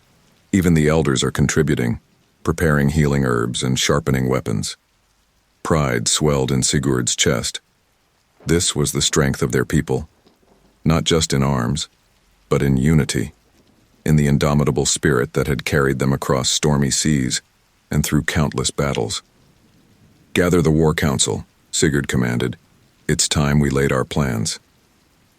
In the great hall of Clan Ironwolf, now serving as a command center for both clans, the leaders gathered. Maps were spread across tables, weighted down with weapons and drinking horns. The flickering firelight cast dancing shadows on the walls, where the mounted heads of wolves seemed to watch the proceedings with gleaming eyes. Sigurd stood at the head of the main table, all eyes upon him. He took a deep breath, feeling the weight of leadership settle on his shoulders. "Friends, kinsmen, warriors of the North," he began, his voice carrying to every corner of the hall. Tomorrow we face a foe unlike any we have battled before. The Christians come not just to raid or to conquer, but to erase our very way of life. They would tear down our sacred sites, burn our stories, and force us to kneel before their singular God. A low growl of anger rumbled through the assembled warriors. Sigurd raised his hand for silence. But we will show them the error of their ways. We will teach them that the children of Odin do not bow, do not break. We are the storm, the wolf, the raven, and tomorrow we will be their doom. A cheer went up, weapons clashing against shields in approval. As the noise died down, Sigurd began to outline his strategy. We cannot match them in numbers, so we must use our knowledge of the land. Bjorn, your hunters know these forests better than anyone. I want traps set along every possible landing site. Pitfalls, snares, anything to slow their advance and thin their numbers. Bjorn nodded, already calling over his best trappers to assign their tasks. Runa, Sigurd continued, take our best archers. Find vantage points along the cliffs. When their ships approach, rain fire and death upon them. Let them fear to even set foot upon our shores. The shield maiden's eyes gleamed with fierce determination as she nodded her assent. Halfdan, you'll lead our main force. When the Christians push inland, meet them head on. Show them the fury of Norse steel. The old warrior grinned, hefting his massive axe. With pleasure, my Jarl. As Sigurd continued to detail their defense plans, he felt a presence at his side. Turning, he saw Thera, the Vulva, her eyes distant as if seeing things beyond mortal ken. You have not spoken of the power that sleeps beneath this island, she said softly, her words for Sigurd's ears alone. The old magic that your father sought to harness. Sigurd's jaw tightened. That magic nearly destroyed us once. I'll not risk it again. Thyra's eyes focused on him, sharp and penetrating. And if it's the only way to save our people, would you let your fear doom us all? Before Sigurd could respond, a commotion at the entrance to the hall drew everyone's attention. A young warrior burst in, his face pale with fear. My Jarls, he cried. The Christian fleet, it's closer than we thought. Their lead ships will make landfall before dawn. A shocked silence fell over the hall, quickly replaced by a flurry of activity as warriors rushed to prepare. Sigurd's mind raced, their carefully laid plans crumbling in the face of this new development. How? Bjorn demanded. How did they approach unseen? The young warrior shook his head, bewildered. It's as if they sailed through the night, my Jarl. No ship should be able to navigate these waters in darkness. A chill ran down Sigurd's spine as understanding dawned. They have help, he said grimly. Someone who knows these waters, who can guide them safely to our shores. Realization spread across the faces of those nearby. A traitor, someone from their own ranks, guiding the enemy to their doorstep. As the hall erupted into accusations and denials, Sigurd felt the situation slipping out of control. He leapt onto a table, his voice cutting through the chaos. Enough, he roared. It matters not how they come, only that they do. We are Norse. We are the children of Odin and Thor. Let them come in darkness. We will greet them with steel and send them to the depths. His words ignited a fire in the hearts of the warriors. War cries filled the air, drowning out the fear and doubt that had threatened to overwhelm them. As the warriors rushed to their positions, Sigurd found himself once again atop the cliff, watching the horizon. In the faint pre-dawn light, he could see them. A forest of masts approaching, their sails black against the lightening sky. Bjorn joined him, his face set in grim determination. It begins, the older Jarl said simply. Sigurd nodded, feeling a strange calm settle over him. So it does. Whatever comes, old friend, it has been an honor to stand with you. Bjorn clasped Sigurd's arm, a gesture of brotherhood that would have been unthinkable mere days ago. The honor is mine, young Jarl. May the Valkyries watch over us this day. As the first rays of sunlight began to paint the sky, Sigurd raised his voice in a prayer to the gods. Odin, All-Father, give us wisdom. Thor, Thunderer, lend us your strength. Tyr, God of justice and oaths, guide our swords. Freya, shield maiden of the Aesir, watch over our warriors. And to all the gods and goddesses, hear us now. We fight not just for ourselves, but for you, for the old ways, for the very soul of our people. Stand with us in this, our darkest hour. As if in answer, a great cry went up from the Norse warriors spread along the coast. The horns of both clans blew in unison, a defiant challenge to the approaching enemy. The Christian ships drew closer, their decks bristling with armed men. Sigurd could see the glint of chainmail, the flutter of banners bearing crosses and other foreign symbols. At the forefront of the fleet was a massive warship, its prow adorned with a golden cross that seemed to glow in the morning light. Suddenly, a familiar voice called out from the enemy flagship. "Jarl Sigurd, Jarl Bjorn, I bring you greetings from King Ethelred of England." Sigurd's blood ran cold as he recognized the speaker, Gunnar Whitebear, the man who had come to them under the guise of peace, who had revealed the truth about Sigurd's father. Now he stood on the deck of the Christian ship, clad in foreign armor, a betrayer to his people and his gods. "Gunnar Whitebear," Bjorn growled, his hand tightening on his axe. "You faithless dog! You would lead our enemies to our very doorstep?" Gunnar's voice carried clearly across the water, tinged with sadness but firm with conviction. "I do what I must to ensure the survival of our people. The old ways are dying, my friends. The Christian God offers us a future, a place in a world that is changing whether we will it or not." Sigurd stepped forward, his voice ringing out with authority. "And you would have us kneel? Abandon the gods who have watched over us since time immemorial? Never. We are Norse, Gunnar. We stand unbowed before any god, old or new." A cheer went up from the Norse warriors, a roar of defiance that seemed to shake the very cliffs. Gunnar's face fell, realizing that his words had fallen on deaf ears. "Then you leave us no choice," the traitor said softly. "May your gods have mercy on you, for our God will not." With that, the Christian fleet surged forward. Arrows blackened the sky, ships ground against the shore, and armored warriors began to pour onto the beach. Sigurd raised his father's sword high, its blade catching the morning light. "For the North," he cried, "for our gods, for our people, attack!" The Norse warriors crashed down upon the invaders like a tidal wave, their fury unmatched. Sigurd found himself in the thick of the fighting, his sword singing a deadly song as it clove through armor and flesh. Beside him, Bjorn Ironside lived up to his name, his axes a whirlwind of destruction. Runa led her archers in devastating volleys, every arrow finding its mark. And old Halfdan seemed to have regained the vigor of his youth, his great axe rising and falling with terrible efficiency. But for every Christian warrior that fell, two more seemed to take their place.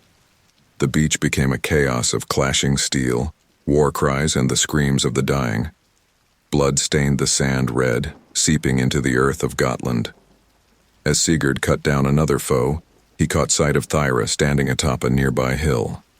The Vulva's hair whipped about her face, her staff raised to the sky as if in invocation. And in that moment, Sigurd felt it, a tremor running through the earth, a stirring of something ancient and powerful. The words of Thera's prophecy echoed in his mind. Blood spilled on sacred ground may wake what better dormant lay. A terrible realization dawned on Sigurd. The very battle they fought to preserve their way of life might be the key to unleashing forces beyond their control, forces that his father had sought to harness, that had led him down a dark path. As another wave of Christian warriors surged forward, Sigurd found himself faced with an impossible choice. Continue the battle and risk awakening an ancient, potentially destructive power, or seek another way, even if it meant laying down arms before their enemies. The saga of Jarl Sigurd stood at a crossroads. The fate of not just Gotland, but perhaps all the Norse lands, hung in the balance. And as the battle raged around him, Sigurd knew that his next decision would shape the future of his people for generations to come. With a prayer to the gods for guidance, Sigurd raised his sword once more, ready to face whatever destiny the Norns had woven for him. The battle for Gotland and for the soul of the North had only just begun. The clash of steel on steel rang out across the blood-soaked beaches of Gotland. The air was thick with the acrid smell of smoke, the coppery tang of blood, and the salt of the sea. Jarl Sigurd stood at the heart of the maelstrom, his father's sword gleaming red in the morning light, his armor splattered with the lifeblood of fallen foes. Around him, the united Norse clans fought with a ferocity born of desperation. They were outnumbered, but each warrior fought with the strength of 10, their hearts aflame with the need to protect their lands, their gods, their very way of life. Bjorn Ironside's voice carried over the din of battle, a war cry that sent shivers down the spines of friend and foe alike. For Odin, for Thor, send these Christian dogs back to their single god. Sigurd caught sight of the older Jarl, his axes whirling in a deadly dance, leaving a trail of broken bodies in his wake. Their eyes met across the battlefield, and in that moment, Sigurd saw something he had never expected to see in the eyes of his once enemy: respect, and something akin to pride. But even as the Norse held their ground, more Christian ships were making landfall. Fresh warriors poured onto the beach, their armor glinting in the sun, their faces set with grim determination. Runa appeared at Sigurd's side, her shield splintered, her sword dripping gore. "My Jarl," she panted, "we can't hold them much longer. There are too many." Sigurd's mind raced. They needed something to turn the tide, something to even the odds. And then he remembered. The ancient power sleeping beneath the island, the force his father had sought to control. "Runa," he said, his voice tight with urgency, "take command here. Hold them as long as you can. I need to find Thyra." The shield maiden's eyes widened in understanding. "The vulva? But Sigurd, you said—" "Oh, I know what I said." He cut her off, his voice heavy with the weight of his decision. "But if we don't do something drastic, all will be lost. Our people, our gods, everything we hold dear." Runa nodded, her face a mask of determination. "Go, my Jarl. We'll buy you whatever time we can." As Sigurd fought his way through the chaos of battle, he caught sight of Halfdan. The old warrior was surrounded, holding off a group of Christian soldiers with nothing but his great axe and his indomitable will. "Halfdan!" Sigurd cried out, cutting down 2 enemies as he rushed to his old friend's aid. Back to back they fought, their weapons moving in perfect harmony. "Just like old times, eh?" Halfdan grunted, a fierce grin on his blood-spattered face. "I need you to hold the line, old friend," Sigurd said as they dispatched the last of their immediate foes. "I'm going to try something dangerous." Halfdan's eyes narrowed. "The old magic? Sigurd, your father—" "I know," Sigurd interrupted, "but we have no choice. Trust me, Halfdan. Please." The grizzled warrior studied Sigurd's face for a long moment, then nodded. "Aye, lad. I trust you. Now go. Do what you must. We'll keep these Christian bastards busy." With a final clasp of arms, they parted. Sigurd fought his way up the hill where he had last seen Thyra. The vulva stood there still, her staff raised to the sky, her eyes closed in deep concentration. "Thyra!" Sigurd called out as he reached her. "We need the old magic, the power my father sought. Can you awaken it?" The seeress's eyes snapped open, fixing Sigurd with a gaze that seemed to pierce his very soul. "Are you certain, young Jarl? Once awakened, such power cannot be easily contained. It may save us, or it may destroy us all." Sigurd looked back at the battle raging below. His people were fighting valiantly, but they were being pushed back, step by bloody step. He thought of his father, of the dark path he had walked in his quest for power, but this was different. This wasn't about conquest or personal gain. This was about survival. "I'm certain," he said, his voice firm with resolve. "Whatever the cost, whatever the risk, we must try.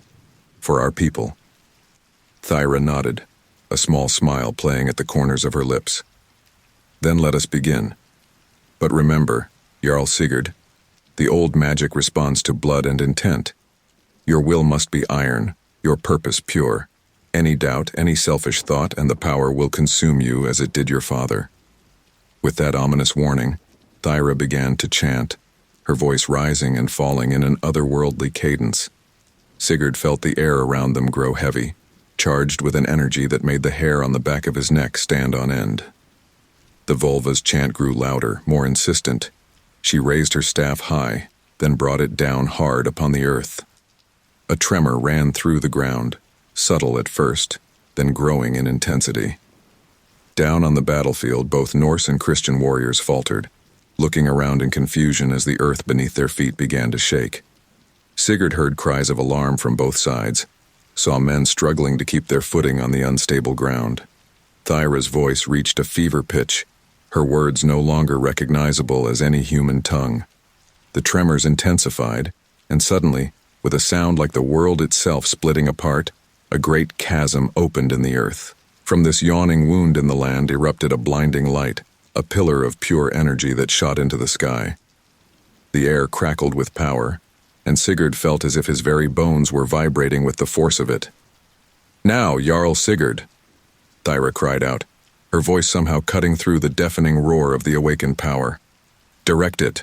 Your will, your intent. Focus it on our enemies." Sigurd closed his eyes, centering himself amidst the chaos. He thought of his people, of their way of life threatened by these invaders. He thought of the gods, of Odin's wisdom and Thor's strength. He poured all of his will, all of his determination into a single purpose: protect the north, drive back the invaders. The light responded to his will, coalescing into a form that made both armies gasp in awe and terror. It was a giant, a being of pure energy that towered over the battlefield. In one hand, it held a spear that crackled with lightning, in the other a hammer that glowed like the sun. With a roar that shook the very heavens, the giant of light strode into battle. Where it stepped, Christian warriors were flung aside like leaves in a storm. Its weapons struck with devastating effect, each blow sending dozens of enemies flying. The Norse warriors, after a moment of stunned silence, let out a great cheer. "Odin! Thor!" they cried, their fighting spirits rekindled by this divine intervention. But even as the tide of battle turned, Sigurd felt the strain of controlling such power. It was like trying to direct a raging river with his bare hands. Every moment was a struggle. Every thought had to be focused solely on maintaining control. Down on the beach, Gunnar Whitebear stared at the giant of light with a mix of awe and terror. "What devilry is this?" he cried out. Bjorn Ironside, standing nearby, let out a booming laugh. "Not devilry, you faithless dog. This is the power of the old gods, the might of the north that you so foolishly abandoned." As the Christian forces began to falter, breaking ranks in the face of this supernatural onslaught, Gunnar made a decision. He raised his sword high, calling out to his men, "Fall back. To the ships. Retreat." The Christian army began a disorganized withdrawal, fleeing back to their vessels. Some made it, pushing off from the shore in panic. Others were cut down by the reinvigorated Norse warriors or crushed beneath the feet of the light giant. Sigurd watched this unfold with a sense of detached wonder. He could feel the power flowing through him, intoxicating in its intensity. For a moment, he understood how his father could have been seduced by such might. With this at his command, he could do more than just drive off the invaders. He could conquer lands, topple kingdoms, reshape the world as he saw fit. "Sigurd," Thyra's voice cut through his thoughts like a knife. "It's done. You must release the power now before it consumes you." With a monumental effort of will, Sigurd tore his mind away from visions of conquest. He focused instead on his people, on the peace they had fought so hard to achieve. Slowly, painfully, he began to relinquish his hold on the ancient magic. The giant of light faltered, its form beginning to waver. With a sound like 1,000 thunderclaps, it dissolved back into formless energy, sinking back into the earth from whence it came. The chasm in the ground closed, leaving only a scorched line in the earth as evidence of its existence. As the last of the power left him, Sigurd fell to his knees, utterly spent. Thyra knelt beside him, her face etched with concern. "You did well, young Jarl," she said softly. "Few could have controlled such power, and fewer still would have had the strength to let it go." Sigurd looked up at her, his eyes haunted. "I felt it, Thyra. The temptation, the lure of that power. Is that what my father experienced?" The Völva nodded solemnly. "The old magic is a double-edged sword, Sigurd. It can save or destroy, depending on the heart of the one who wields it. Your father lost himself to it. You, however, remained true to your purpose. That makes all the difference." As they made their way down to the beach, Sigurd saw the full extent of what had transpired. The Christian fleet was in retreat, those ships that could still sail limping away across the waves. The beach was littered with the dead and dying from both sides, the sand stained red with blood. Bjorn Ironside approached, his armor dented and bloodied, but a fierce grin on his face. "Victory, young Jarl. By the gods, what a sight that was. You've saved us all." Sigurd accepted the older Jarl's enthusiastic embrace, but his heart was heavy. "At what cost, Bjorn? Look around us. How many of our people lie dead? And the power we awakened. I fear we may have opened a door that cannot easily be closed." Bjorn's face grew serious. "Aye, the cost was high. But we fought for our survival, for our way of life. Those who fell will feast in Valhalla tonight, honored by Odin himself." As they spoke, Runa and Halfdan joined them. The shield maiden's eyes shone with a mix of awe and concern as she looked at Sigurd. "My Jarl," she said softly, "are you all right?" Sigurd managed a weak smile. "I'll live, Runa, thanks to all of you. Your bravery, your loyalty. It gave me the strength to do what needed to be done." Halfdan clapped a hand on Sigurd's shoulder. "You've made your father proud this day, lad. Not the father he became at the end, mind you, but the man he was, the leader, the protector of our people." As the sun began to set, casting long shadows across the battlefield, Sigurd stood at the edge of the water. The retreating Christian ships were now mere specks on the horizon. Behind him, his people were tending to the wounded, honoring the dead, beginning the long process of recovery. Thyra appeared at his side, her eyes fixed on the distant horizon. "This is not the end, you know," she said quietly. "The Christians will return, in greater numbers, and there are other threats stirring in the world, forces that may make us look back on this day as a mere skirmish." Sigurd nodded, feeling the weight of leadership settle once more upon his shoulders. "Then we must be ready. Not just our clan, not just the people of Gotland, but all the Norse lands. We must unite, put aside our old feuds and stand together." "And what of the old magic?" Thyra asked, her gaze piercing. "Will you seek to use it again?" Sigurd was silent for a long moment, watching the play of light on the waves. Finally, he spoke, his voice firm with resolve. "Only as a last resort. We are the children of Odin and Thor. Our strength comes from our people, our traditions, our gods. We will face whatever comes on our own terms, with steel in our hands and courage in our hearts." As night fell over Gotland, the Norse people began to prepare for the future. Bonfires were lit, not just for warmth or to honor the dead, but as beacons of defiance, a message to any who might threaten their lands. The North stands united, unbowed, unbroken, and at the center of it all stood Jarl Sigurd, no longer just a young leader seeking vengeance, but a man who had faced the temptations of power and emerged stronger for it. The saga of Sigurd had taken yet another turn, but his journey, and the journey of his people, was far from over. As the stars began to appear in the night sky, Sigurd raised his voice in a prayer to the gods, a promise to his people, and a challenge to any who would threaten the north. The ancient forests of Gotland echoed with his words, carrying them across the sea and into legend. The battle for the north had been won, But the war for their way of life, for their very souls, had only just begun. The golden rays of the rising sun painted the sky in hues of amber and crimson, a stark contrast to the somber mood that hung over the shores of Gotland. Jarl Sigurd stood atop the cliffs, his eyes scanning the horizon where, just days before, the Christian fleet had retreated. The beach below, once pristine and white, was now stained with the rust brown of dried blood, littered with the detritus of battle. Sigurd felt the weight of his father's sword at his hip, a constant reminder of the legacy he carried and the choices that lay before him. The victory had been hard won, but the cost had been high. "My Jarl," came a voice from behind him. Sigurd turned to see Runa approaching, her face etched with a mixture of concern and admiration. "The clan leaders are gathering. They await your words." Sigurd nodded, taking a deep breath to center himself.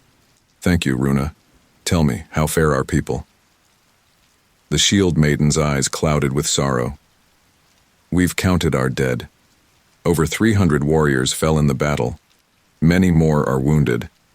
The healers worked tirelessly, but..." She trailed off, the unspoken truth hanging heavy in the air. "And what of the mood in the camp?" Sigurd pressed, needing to gauge the spirit of his people. Runa's expression was conflicted. "They celebrate our victory, my Jarl. Songs are already being composed of your bravery, of the giant of light you summoned.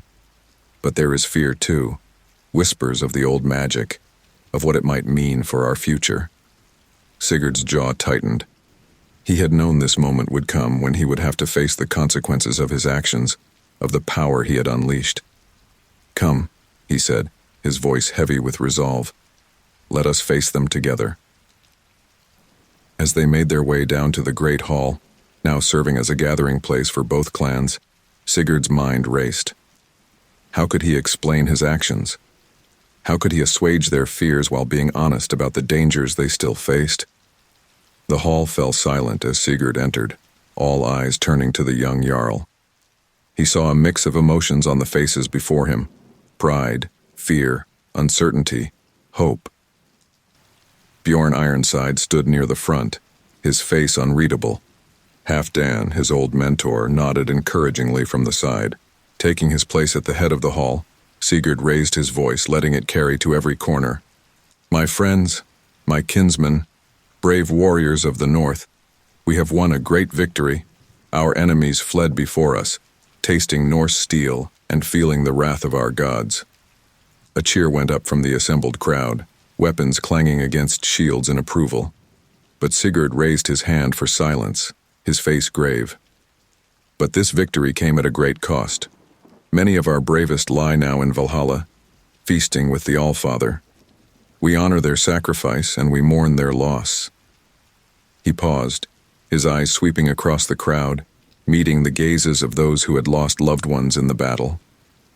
"I know there are questions," he continued, his voice softer now. "Questions about the power that was unleashed, about the giant of light that turned the tide of battle. Some of you may fear this power, others may desire it.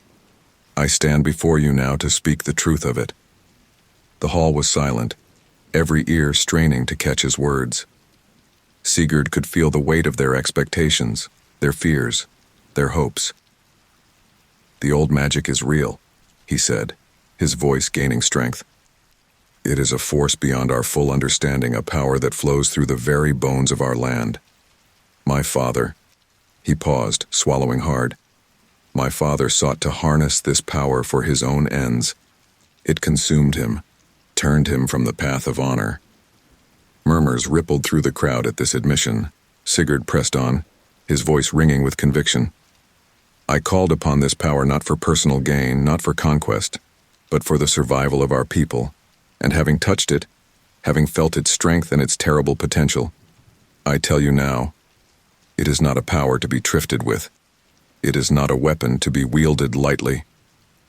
He saw nods of agreement, but also looks of disappointment from some who had perhaps hoped for a new age of Norse dominance. "We are the children of Odin and Thor," Sigurd declared, his voice rising. "Our strength comes not from arcane magics, but from the steel in our hands, the courage in our hearts, and the bonds between us. The old magic will remain where it belongs, in the earth, in our traditions, in the whispers of the Volur. We will face our enemies as we always have, with axe and sword, with shield and spear. A roar of approval shook the rafters of the hall. Sigurd felt a surge of relief. His people understood. They accepted his decision. But one voice cut through the cheers. And what of the Christians? It was Gunnar, the warrior who had lost his brother in the early skirmishes. They will return, and in greater numbers. How can we stand against them without the old magic? Silence fell once more as all eyes turned to Sigurd, awaiting his response. The young Jarl met Gunnar's gaze steadily. You're right, Gunnar. They will return. And when they do, we will be ready. Not as separate clans squabbling over old grudges, but as a united people. The battle we fought here has shown us what we can achieve when we stand together. He turned, addressing the entire hall once more. I propose an alliance, not just between our two clans, but with all the Norse peoples. From the fjords of Norway to the plains of Denmark, from the islands of the west to the forests of Sweden. United, we can stand against any foe, be they Christian invaders or any other threat that may arise. Bjorn Ironside stepped forward, his face split by a wide grin. I stand with Jarl Sigurd, he declared, his voice booming through the hall. Let this be the dawn of a new age for our people, an age of unity, of strength. A cheer went up, but Sigurd wasn't finished. He raised his hand once more for silence. But know this, the path ahead will not be easy. We must put aside centuries of rivalry and mistrust. We must learn to see beyond the boundaries of clan and tribe. It will require sacrifice, compromise, and above all, trust. He paused, letting his words sink in. I cannot walk this path alone. I need each and every one of you. Your strength, your wisdom, your courage. Together we can forge a future worthy of the sagas. The hall erupted in cheers and applause. Warriors pounded their chests, raised their weapons high. Sigurd felt a swell of pride and hope. This was the spirit of his people, resilient, unyielding, ever ready to face new challenges. As the excitement began to die down, Thyra the Velva stepped forward. The crowd parted before her, a hush falling over the hall.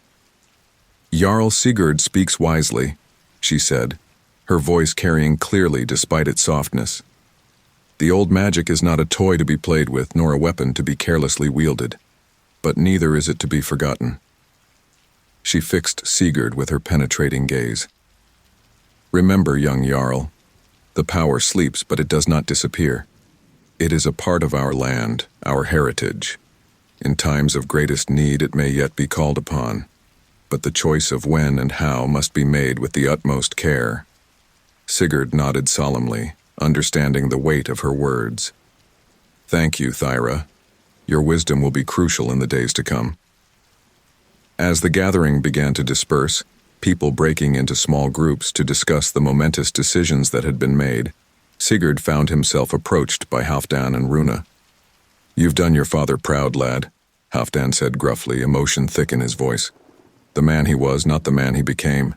He would have been honored to see you lead our people like this. Sigurd felt a lump form in his throat. Thank you, old friend. Your guidance has been invaluable. Runa's eyes shone with a fierce pride. We stand with you, my Jarl. Whatever challenges lie ahead, you will not face them alone. As the day wore on, Sigurd found himself constantly in motion. There were wounded to visit, families of the fallen to console, plans to be made for rebuilding and strengthening their defenses. The weight of leadership settled heavily on his shoulders, but he bore it willingly, drawing strength from the trust his people placed in him. As the sun began to set, casting long shadows across the island, Sigurd made his way to the beach. The funeral pyres for their fallen warriors had been prepared, hundreds of boats laden with bodies and grave goods waiting to be sent on their final journey. The entire population of both clans gathered on the shore. Sigurd stood at the water's edge, torch in hand.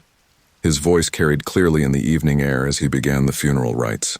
Lo, there do I see my father. Lo, there do I see my mother, and my sisters, and my brothers. Lo, there do I see the line of my people, back to the beginning. They do call to me. They bid me take my place among them, in the halls of Valhalla, where the brave may live forever. As one, the assembled warriors took up the chant, their voices rising in a powerful chorus that seemed to shake the very heavens.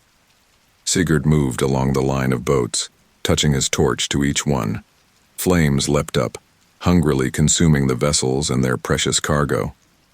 As the burning boats were pushed out to sea, Sigurd felt a presence at his side. It was Bjorn Ironside, his face solemn in the flickering firelight. "A new age begins," the older Jarl said quietly. "Our people united, our old feuds put to rest. Whatever comes, we face it together."